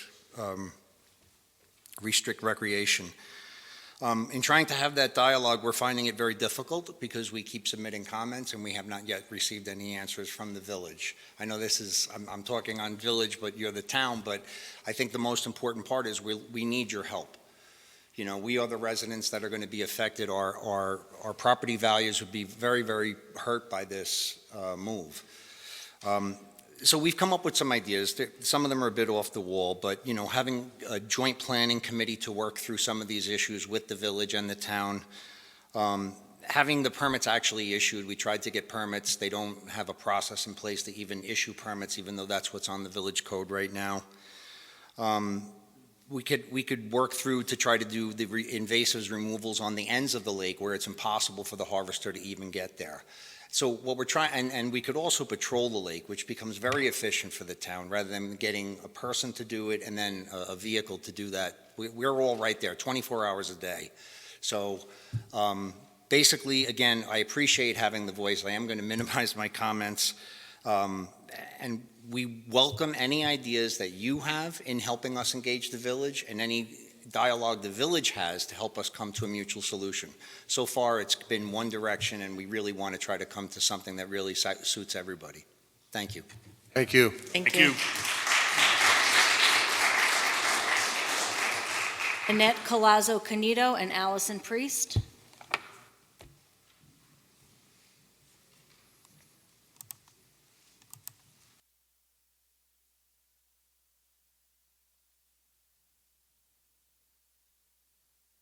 Speaking together? She's my partner. Okay. I just want to make sure I didn't have to give you 6 minutes. We'll only give you 3. It's a history. No. It's a history. If you'd like a little more, you're more than welcome to. It's a history behind this partnership. She's going to go first. Okay. My name is Annette Colazzo Camito. We purchased our home at West Mombasha Drive on Monroe Lake in 2003. We have enjoyed the lake. The lake was a little bit neglected for a few years. We, the residents, got together and started cleaning the lake. After many summers pulling the weeds from the lake, we found a strange black pod here attached to many plants. There were thousands of these plants. After doing some research, we found that this plant is called a water chestnut. It's very invasive and it's clogging a lot of the waterways, lakes, and ponds. In continuing the research, I found a nonprofit organization called Lower Hudson Invasive Plant Preserve. I got in touch with,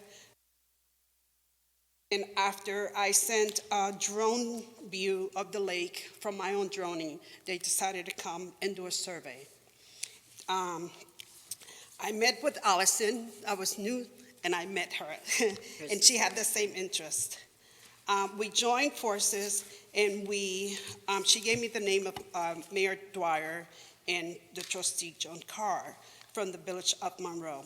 A few days prior from the survey, we contacted the village. On September 21, 2000,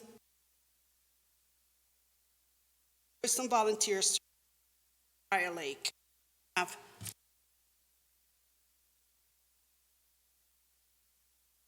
Mike, please. They surveyed the lake. On October 27, 2020, we received the survey. We shared this with some of the residents and with the village of Monroe. On April 28, 2021, we organized a meeting, Allison and myself, at Mombasha Firehouse. We invited the local residents, Mayor Neil Dwyer, and the trustee, John Carr, to inform the residents about the critical infestation that we had at the lake. We had great ideas, and some of the ideas were to get boat permits so we could continue to support the village with the cleaning of the lake, not only just the plants, but also garbage and other things that it was getting in the lake. We never had a follow-up meeting with the village, and we were never given any warnings of the drastic changes that the village was planning. To our surprise, our neighbors from the Nettie Fred Corporation in the East Mombasha was posted with a large sign that says no trespassing. There was no dialogue, it was no warning. This sign was just posted. There were other situations such as the harvester, conductor, and some residents having confrontations because he felt nobody should have been in the water. On September 11, the village had information saying that they were going to change the chapter 195. And 195 clearly states we could apply for boat permit. And when the residents try to apply for the permits, it says they have no idea, they have no applications, no boat permits for Mambasha Lake. So here are the pods. They're really, really hard. We used to get in the water and just pick them up. I'm glad you said they're pods and not weeds in a plastic bag. They are weeds, and then it becomes pods. Okay. Hi, I'm Allison Priest, 24 Lakeview Drive. I started a petition on July 12th, 2019, to ask the village to try to help us clean up this invasive species of water chestnuts which have taken over our lake. Okay, we were very concerned about the ecosystem, the animals in and below the lake. I started pulling these weeds by hand and saw this infestation. We recognize the problem and see that the ecosystem of the lake and the land around it for years. Our efforts for hand-pulling invasive species, which are evident in these pictures, and the survey from PRISM that we are presenting to you as the town, as town taxpayers and homeowners, we have done our part to protect the lake and keep the water quality great. We have created no contaminant, exactly the opposite. We have stopped the water chestnuts from choking the oxygen out of the lake from where we can reach. The lake is our backyard. Doesn't everybody take pride in their own backyard? If we do not act, the water chestnuts will have taken over the lake by now, killing other plants and animals in the lake, making a haven for mosquitoes to breed, and making unsuitable to even sit in our own backyards. We need permits for our boats to continue our efforts and keep the lake healthy and safe for all the animals in and under the water. We ask the town for your help to keep this law intact. Thank you. Thank you very much. Thank you.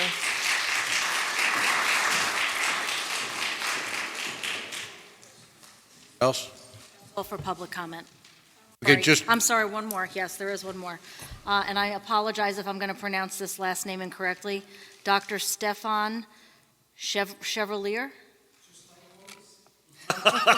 Chevalier. Chevalier.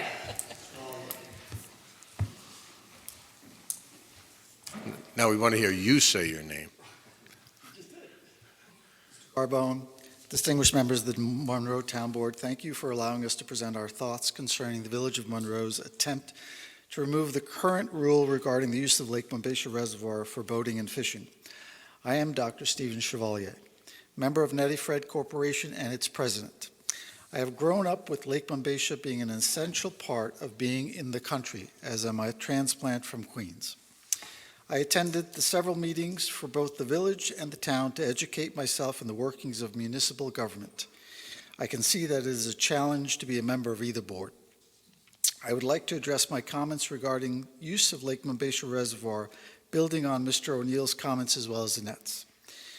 Lake residents are a volunteer security force, making sure that the lake remains a viable source of water for the Village of Monroe. In fact, lake residents have been doing this for generations. It would be extremely difficult for the village to manage the security of the lake on a 24-hour basis as well as lake residents. We are living 24/7 at the lake. Indeed, the village should encourage lake residents to be on the lake, keeping our eyes and ears open for any signs, evidence of potential contamination, and interlopers on the lake. After 9/11, we were told, see something, say something. We go beyond that and do something.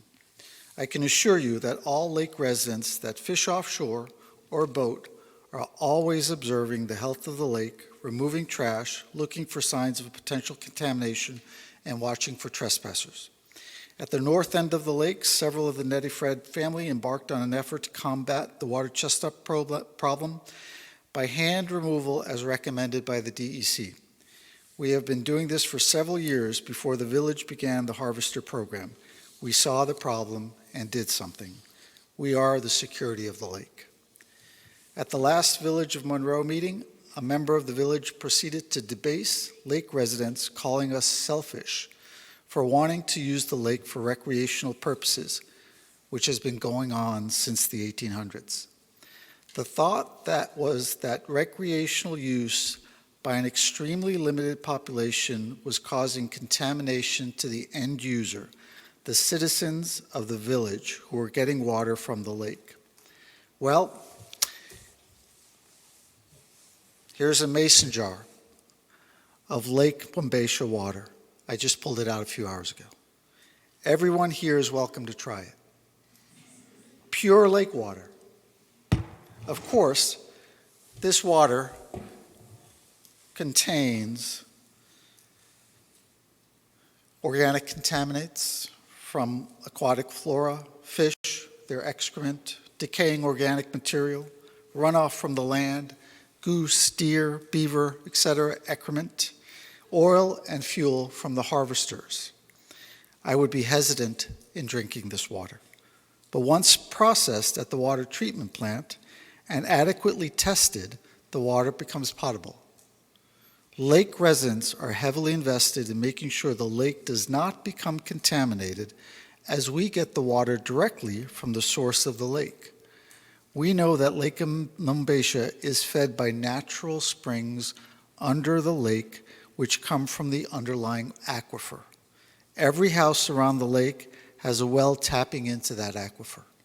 In essence, lake residents are the first line of defense and alarm if our water becomes contaminated, most likely from sources that affect the aquifer. We do not have access to treated water. Nettie-Fred tests our water every spring when we start up our well pump, and we can provide a measurement of potential aquifer problems.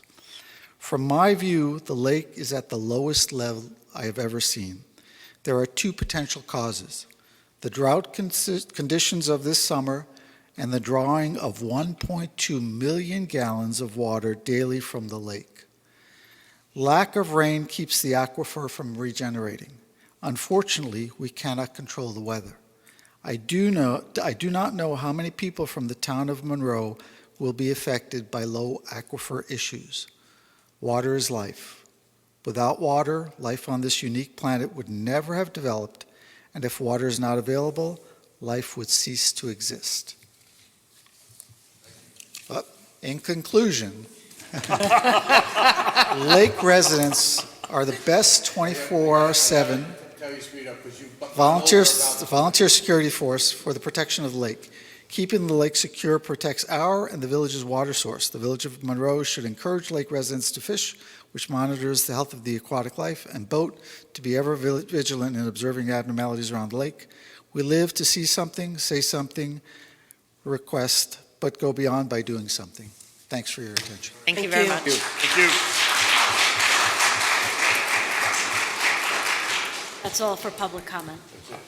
Okay, so just so the town board's aware, I got a call from Dory once this happened, and I thought it was a natural segue for her because she was a former village trustee.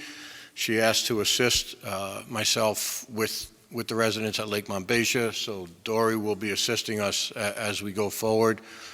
I met with them last week. There was, I think, 7 of yous who came into town hall here. We discussed their plan of attack. I will say that when everyone spoke at the village board meeting, it was as respectful as you can get to the village trustees. And I was appreciative of that. So what I want to say is I'd like to set up another meeting. I know the village is meeting tomorrow night. I will be there again, and I don't know what your schedule is like tomorrow. My 25th wedding anniversary. Right, that's right. Yeah, that's right. You told me that. Thank you. So I will be there once again in support, and I'm not just saying because this board, you have the support of this board as well. We understand your taxpayers, and we want to do what's right by you. And just so everyone knows, the town owns, I think it's over 2,500 feet of frontage on Monbassia on the east side, right, north, yeah, the east side. Actually, no, the west side, because it's West Monbassia, yeah, the northwest side. That's where the town owns its a considerable amount. And the town actually owns into the lake, unlike most of the residents up there. There's one parcel that goes in somewhere between 125 and 150 feet into the lake. So we're right there with you. You have our support, and I'm sure we'll come to some sort of agreement with the village that protects you as much as it protects the village. And you bring up some excellent points. Had it not been for you guys being on the lake, we would not have come to learn about the water chestnuts, and we would not have come to learn about the ways to remove the water chestnuts from the lake. So we're very grateful for that. And I'm positive that there's a way to have an amenable solution to what the village needs to do to protect the water source, but also the benefit to the residents and the role that you guys can play in helping to protect that water source. So. Else? And I think, I mean, it seems like the two main issues are they don't want boating or swimming in the lake for the most part, right? Yeah, and I do agree with the village's point that anyone that doesn't have lake frontage should not be allowed to boat there, but that's not what their present code states. Right. It states that anybody could apply for a permit and go fishing there. Obviously, no swimming. But when you make a comparison of Walton Lake, which is Chester's Reservoir, right. I mean, you know, there's boating allowed on it, there's fishing allowed on it, swimming technically isn't, but there's people that swim in it. You know, people use the kayaks, canoes, the paddle boards. So obviously when you're on a paddle board, you're going to be swimming at one point or another. You got to get on the paddle board. So, I mean, I think it's important to note that City Deep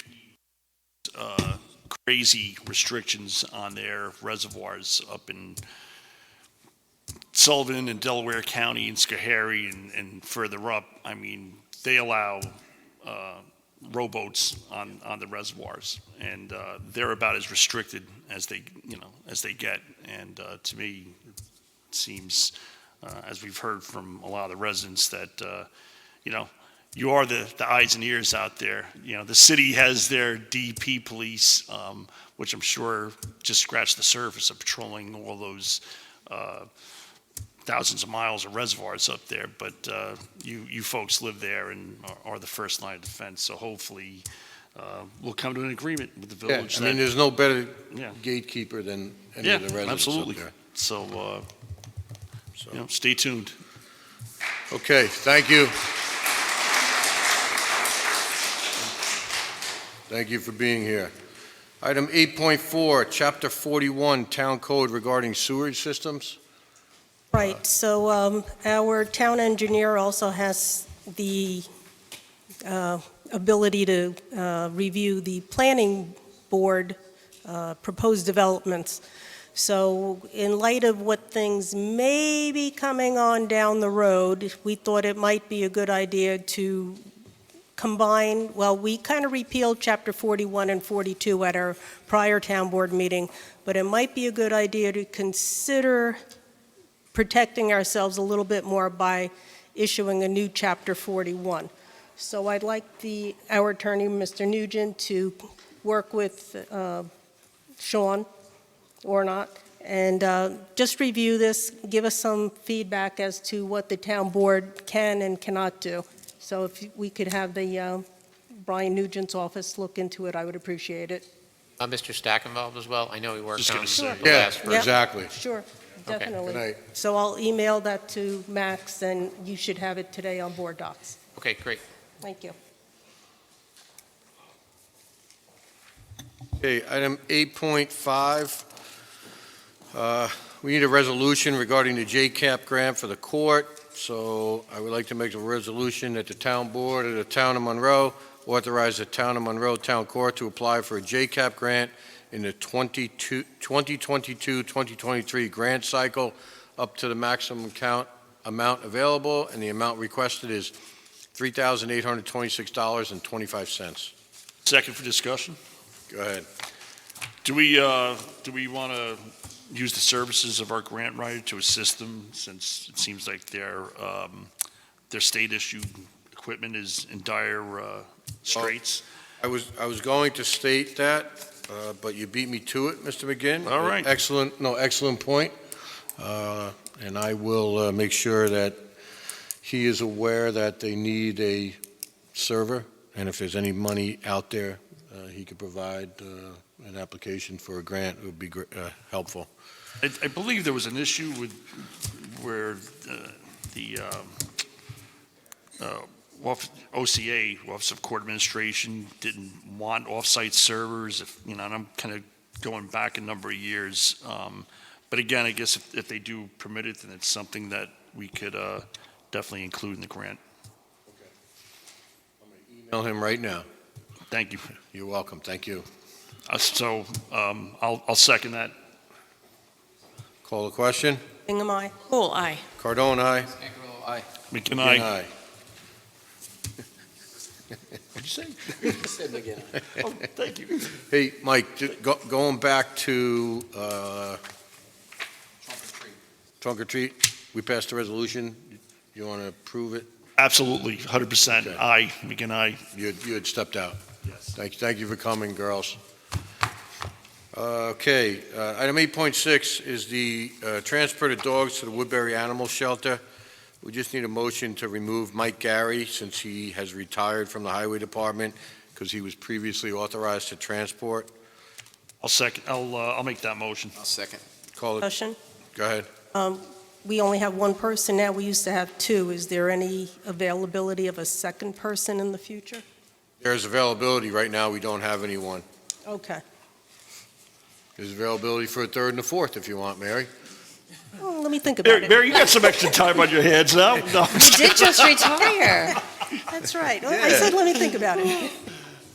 And you have big dogs, right? So, you're used to... Unfortunately, Minnie passed away, so... Oh, sorry. But Sorry to hear that. Yeah. Sorry, Mayor. So call the question. Bingham, aye. Poole, aye. Cardone, aye. Stankerlo, aye. And I... Okay. Item 8.7 is the water bill late payment penalty. Due to COVID, all late payment penalties were dismissed. So right now, we'd like to start that up again as of January 1, 2023. So I'd like to make a motion that beginning on January 1st, 2023, the Water Department can charge the late fee for all those that are unpaid on time. Second for discussion. And it's just to make the residents aware, it's a 10% penalty. So pay your bills on time. Don't let it go on your tax bill. Call the question. Bingham, aye. Poole, aye. Cardone, aye. Stankerlo, aye. And I... Okay. Item 8.8 is Town of Monroe fee schedule. Town clerk just wants to discuss the enumeration fee regarding the fee schedule, which will be amended in the January reorg meeting. So enumeration letters went out to all residents of the town of Monroe. That was to make residents aware that any dog over 4 months of age needs to be licensed in the town. To date, those letters actually hit the mailboxes on Thursday. 4 residents came in that day to license their dogs. Today, we had 7 residents come in. Of those 7, there were 13 dogs in total, just for today, and 22 envelopes that came in the mail.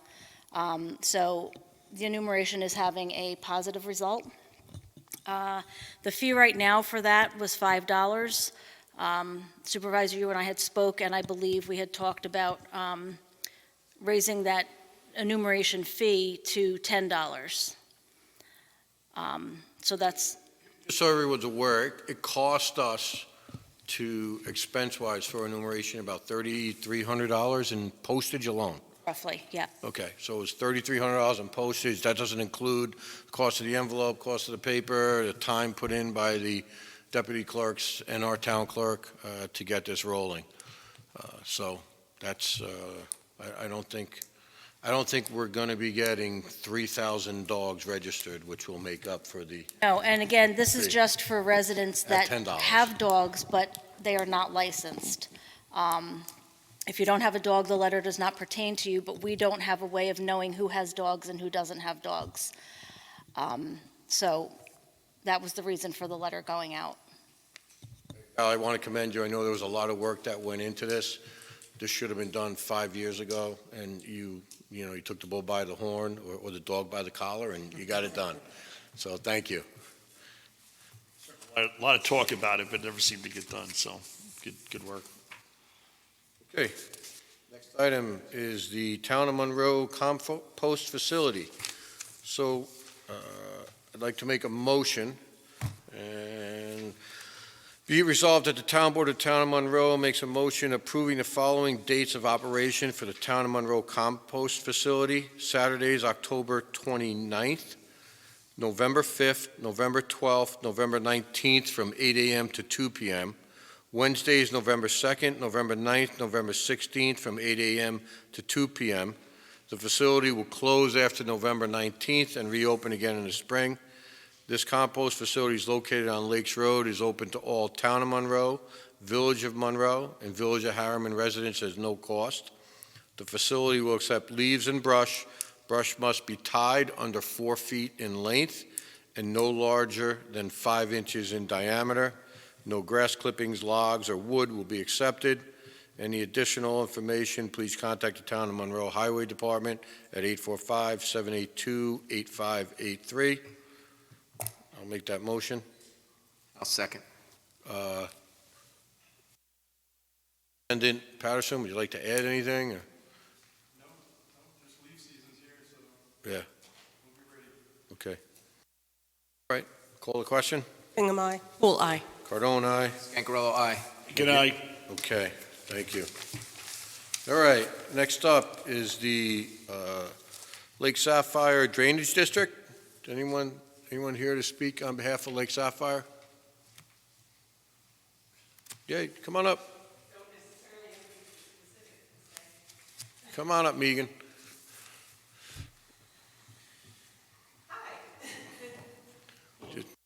My name is Megan. I live in Oak Grove area. Are basically a community of about 60 residents. We have previously discussed the town helping us out to be able to bond the cost of fixing our dam, which was damaged in the microburst that happened back in August. So we had extensive damage. We've been working with the DEC. We've been working with Collier's Engineering to get ourselves to a point where we are not in we're not in fear of the dam failing and therefore washing out the drainage area down Old Orchard and off Conklin Road. So basically we've come here today to request that we become a drainage district to be able to completely rehabilitate the dam and to help us to move forward with the maintenance of that going forward. Thank you. Thank you. Wait. So just an update. Been in touch with Thousand Etzel, Sean Arnott. What we're waiting for in order to prepare the maps, plans, and reports for commencement of the process to create a drainage district is a geotech survey, which encompasses the soil conditions surrounding the area of the dam. That is scheduled to be in their hands by the end of this week, beginning of next week. That was as per a conversation we had last Thursday. So that's where we're at. Anybody have any questions? No? Nope? Okay. I would like to, just one thing is, we did go through, like I said, with the DEC and the engineering, and the overall plan they had was to remove trees from the site of the dam back 30 feet, and we've kind of put that on hold, so hopefully we can move forward with the town and have that You know approximately how low the water level is from the dam now? Right now, it's probably 6 to 8 inches down. There are large breaks in the area, and the soil rock is exposed.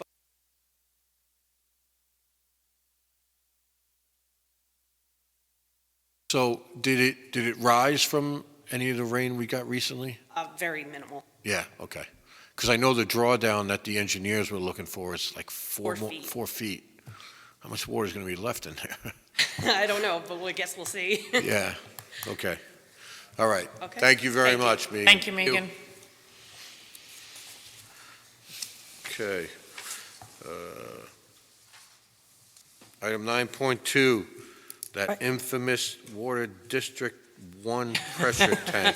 I just wanted the board to be aware that Tom Raby is still looking for pressure tanks, and now that we have Pat on board, I'm sure we're going to look to his expertise as well to see if there's 2 vendors that he's reaching out to, and Danielle is making some of the phone calls as well. So still no pressure tanks, and we're just plugging along, and hopefully no more pressure problems in 1. Keep your fingers crossed.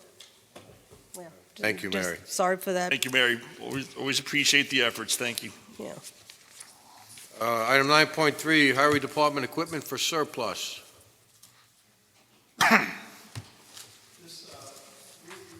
Just turn that mic on there. You got to hit the little guy with the voice. There you go. It's on, okay. The board already deemed this equipment surplus, but it's as through Auctions International. Well, some of the equipment that's on here had bids of like $11 on it. It wasn't worth it. What I'd like to do is have my men scrap this equipment, so as long as it's deemed surplus, I'm sure it would be okay with the board that we did it, but I just wanted to make sure before. As I said, we will take it to the scrapyard ourselves. We won't put it in our metal box for somebody else to enjoy. We're going to take it ourselves. Monetary benefit is greater than $11. Yes, yes, and I mean, some of this stuff here, even like this snap-on 7-ton jack, nobody was interested in it. It's rusted out. It's very old. So if you can just deem it surplus instead of just through Auctions International, it should take care of it. Since it was deemed surplus to put on Auctions International, do we have to revise that resolution, Council?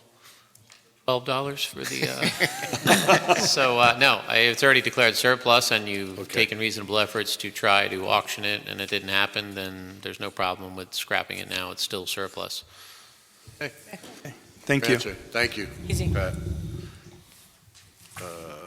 Okay, hey, one other note. So this morning, the commencement of the pickleball courts at Monbassia began. Pat was up there bright and early with the crew, scraping off the area and looking as if it's going to be completed by what, Thursday or Friday?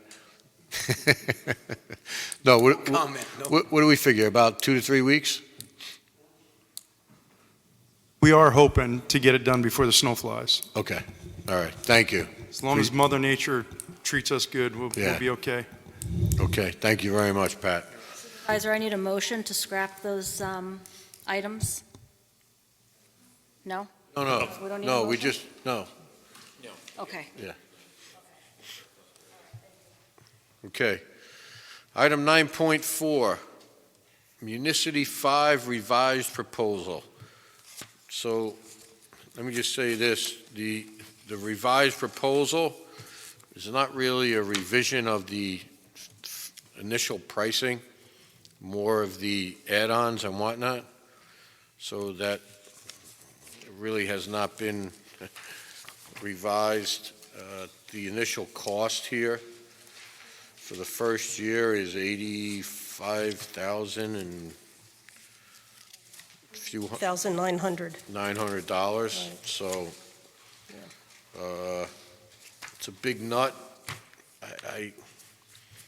I don't know what to say, other than I don't know if the cost provides enough of a benefit. I can't answer that.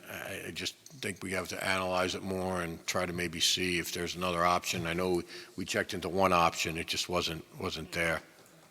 I did a little looking into other types of these management software things, and there are other options that are inclusive of all municipal work, right? Okay. So it could be used for the assessor's office, could be used for the clerk's office, and I'm wondering if there's something that we're already using in one of our offices that maybe has an extension to it that can be used for the building department.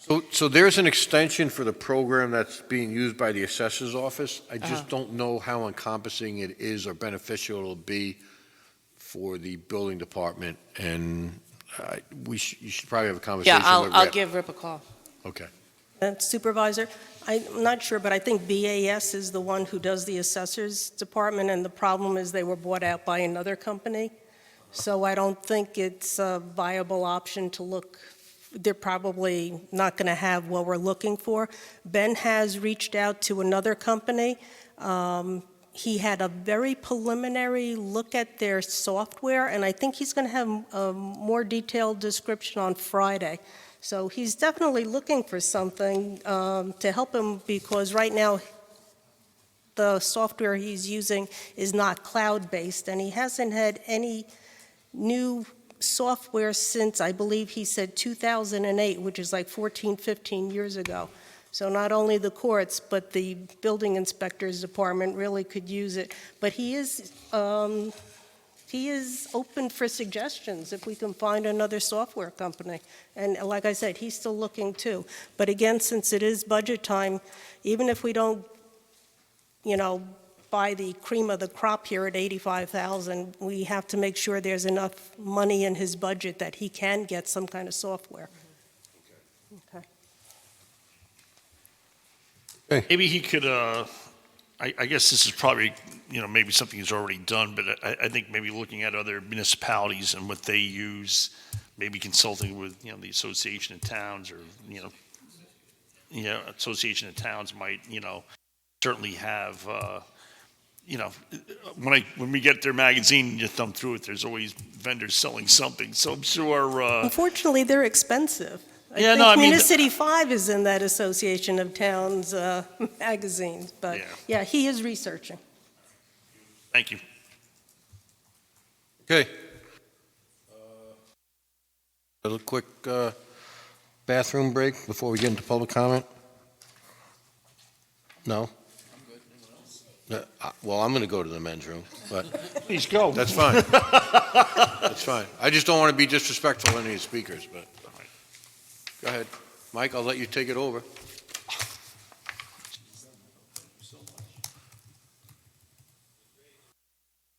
Okay. Saying something there? I think it's quiet time right now. Okay. Madam Clerk, who do we have on the list? There is no public comment. No public? Okay. Well, come on, sign up and... Just sign over by the clerk first, or, yeah. Carol, you're signed up to go? Okay.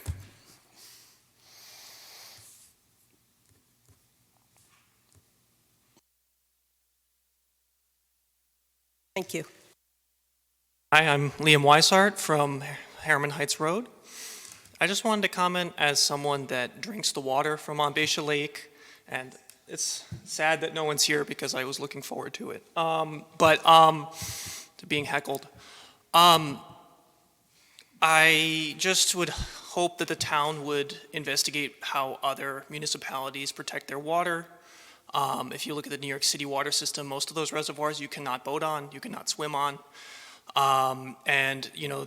My understanding of what's been going on Monbassia Lake is that these aren't paddle boats, these are motorboats in some cases.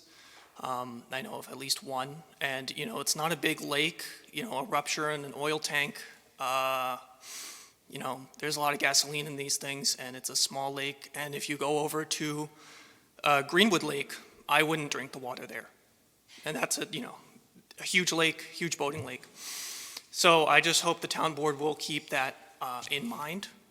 And also, I'd like to ask, if the boating does become allowed on Lake Mombasha, will the town add a boat launch on its side? Are you done, or? I'm done. All That's right. my question. So, no, there's not going to be a boat launch added because it's all private property, and our side, that's town property, we wouldn't add it on. And anything that would, if boats would be allowed, and that's something we'll work out with the village, it would be paddle boats similar to the city DEP allows on most of the reservoirs upstate. Yeah, I'd like on the So showcase. just, yeah, I mean, so yeah, we're not, as far as motor boats and all that, that's certainly not, we're So not talking Greenwood Lake. I would drink the water, but I wouldn't be able to go on the water. I'm not sure what you're saying. I would suffer any contamination that happens as someone going on the water, but I wouldn't be able to go on the water. I couldn't bring my canoe and go fishing on Lake Mombasha. It would be only. Well, I guess that needs to be discussed in our talks with the village. What level of use would be permitted there? And again, of course, as the gentleman that was up here, the doctor was saying earlier, is that that water all gets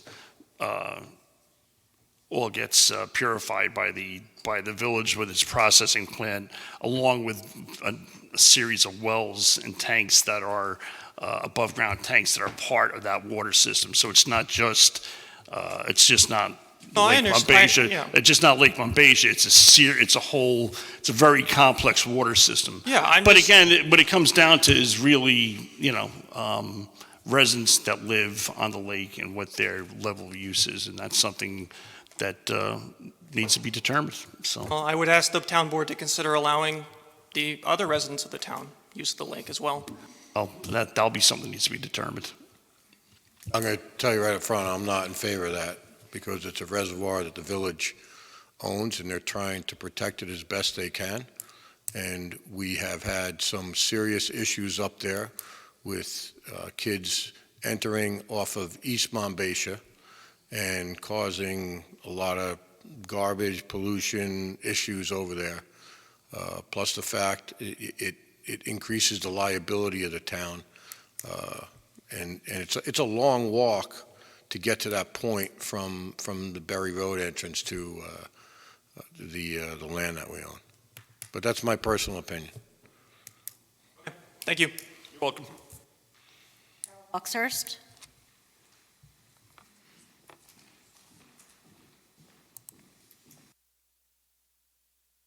So again, Carol Hawkshurst.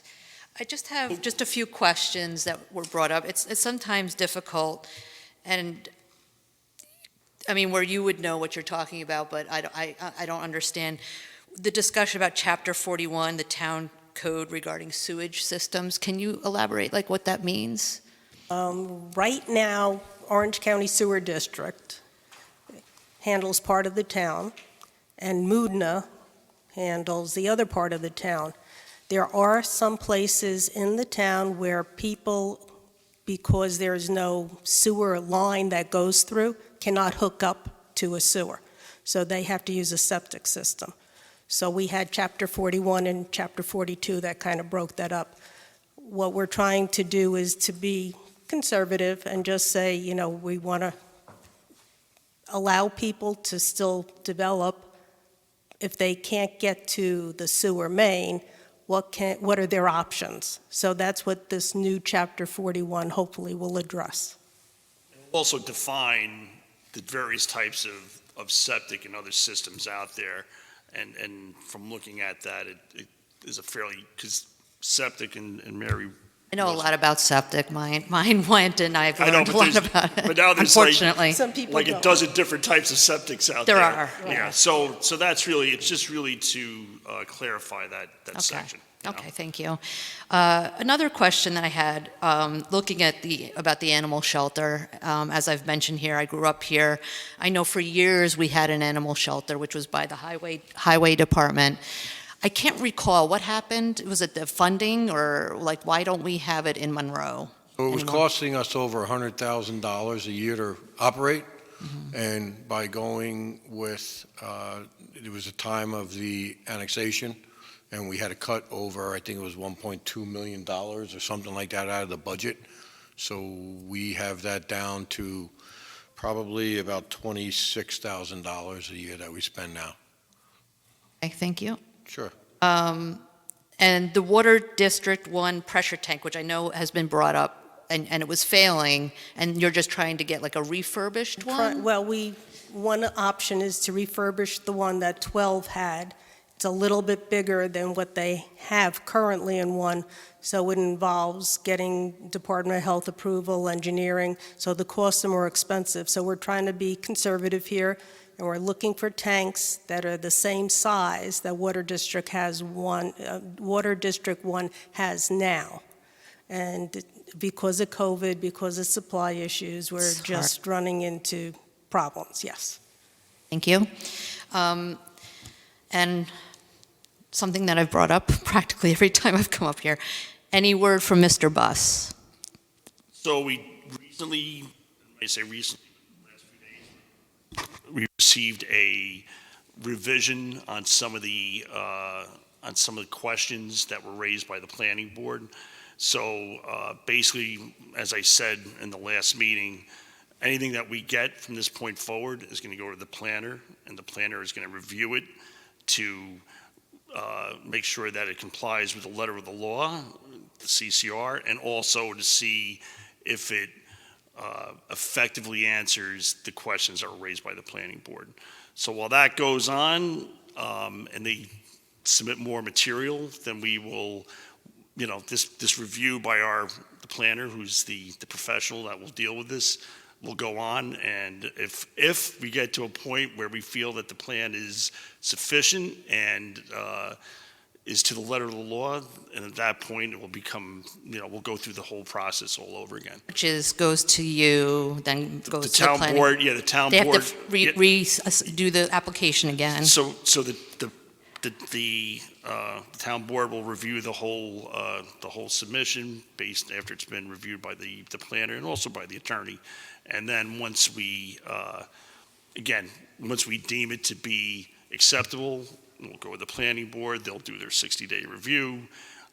Then they'll make their recommendations. It'll come back to us, and then it's like the way it was do public before. Hearings. It's the start from like the way you did it last time, same process. Exactly. And they will have to redo the application, I'm assuming, since it's a different, and it wasn't complete last time. Yeah, I mean, I know you were gonna ask. it's actually, Mr. Nugent, maybe you'd want to Hard to answer say, that. because that's what's under review. We had just came in, so Yeah. it's got to be reviewed. Yeah, whether it's a determine those new or questions. existing, we're There going is to. provision in the code for modifications from the planning board to be made without a new application, so that's what's under review. Thank you. Don't worry. And I just wanted to know too, how many acres is on that conserved lot? How many buildable acres would be on that lot that's going to be conserved? How or many would proposed? be? I can't answer that You don't question. know. Talking We about don't know. the conservation part of Conservation it? area, yeah. you're talking about- How many buildable I- acres are on, because there's a lot there are wetlands. I wouldn't say, it's conserved, so it's not buildable, Right. but the acreage of it is, I think it was 165 or thereabouts. What I'm asking though, so when you look at the wetlands that are in there, because, he gave me an image of it, Mr. Buss, I saw it. I just wonder, because I know, again, there's like 20 acres on the Eagle Ridge side, 30 acres over on the Shea, you know what I mean? So I'm just wondering if we could find out. You I'm just trying to curious. differentiate the buildable curious. acres versus the wetlands? Yeah, I'm sure. Well, just wondering how much, if it were to be buildable, just curious how many houses could even fit on there anyway. I'm just curious. On the 165 or so. And you just so you know, so that 165, it's not all either 1 acre. Some of it's 1, some of it's 3, because the land that goes from the top of Rye Hill down to Monbassia, we rezoned from 1 acre to 3 acre to act as a watershed for the lake when we redid the comprehensive plan. So, but we can find that out. You can find that out. And I how just far- don't want to give you an answer without having, How far from the far end where Rye Hill is? Where does that start and about the distance to Monbassia Lake? it's About how basically, many it's feet? basically at the crest, kind of at the crest of where Rye Hill and Berry meet right there. That's where Monbassia starts, the lake? No, that's where the different zoning starts, the Right, 3 no, acre. but and from there to Monbassia Lake, do you know how many feet? No I mean, idea. that would be interesting to know too. I don't know if, I mean, you could look at a map and do the scaling, but, I mean, we could find. I don't have a survey, like, Yeah, I mean, listen, like I said, I don't know. I mean, we Okay. could find that out. if you could, I'd appreciate that. And one quick other question, I know I've taken a lot of time. The pickleball court, which I think is great, and thank you, whoever's coordinated that. Is it open to anyone, or is it just Monbassia, over on Monbassia? No, Is it's it open- Monbassia. It's for anyone? It's a It's town for anyone? park. Yeah, okay, Not great. anyone, Could be anybody. Anyone. Town That's park. awesome. Yeah. That's awesome. All right, thank you. That was it. Thank you. and it's Anne Marie Morris who's been spearheading that, our Parks Director. That's all for public comment. No one else? Okay, Executive session. yep.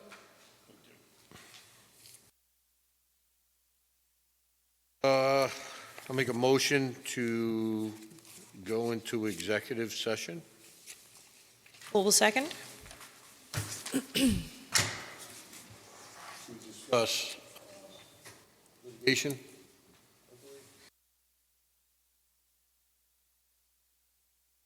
There is one, I mean, a Court of Appeals item. Yeah, Yeah, that's okay. it. I didn't know if that's what you were talking about. Okay, all right. You know. Who'll second, call the question? Bingham, aye. Who'll aye? Cardone, aye. Angarello, aye. Good night. So moved.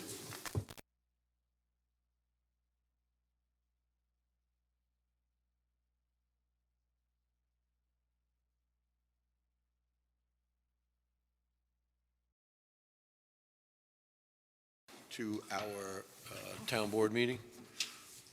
Who will second? Call the question. Bingham, aye. Who'll aye? Cardone, aye. Angarello, aye. Good night. Okay, in discussions during executive session, we need to make a resolution, which I will make, to pay $75 per month to our highway superintendent for the town will not be able, the town does not have to purchase a phone. He will be using his own phone, and it will be a considerable cost savings for the town, so we will pay a portion of his bill, which is capped at 70. I'll second that motion. Question? Bingham, aye. Who'll aye? Cardone, aye. Angarello, aye. Good night. The other part that we need a resolution on is the highway superintendent has requested the use of a credit card for the highway account through M&T, and I would like to make a resolution to approve that with a spending limit of $2,500. I'll second that. Any other discussion? Mary? Mary? You know, like Bueller? Like Bueller?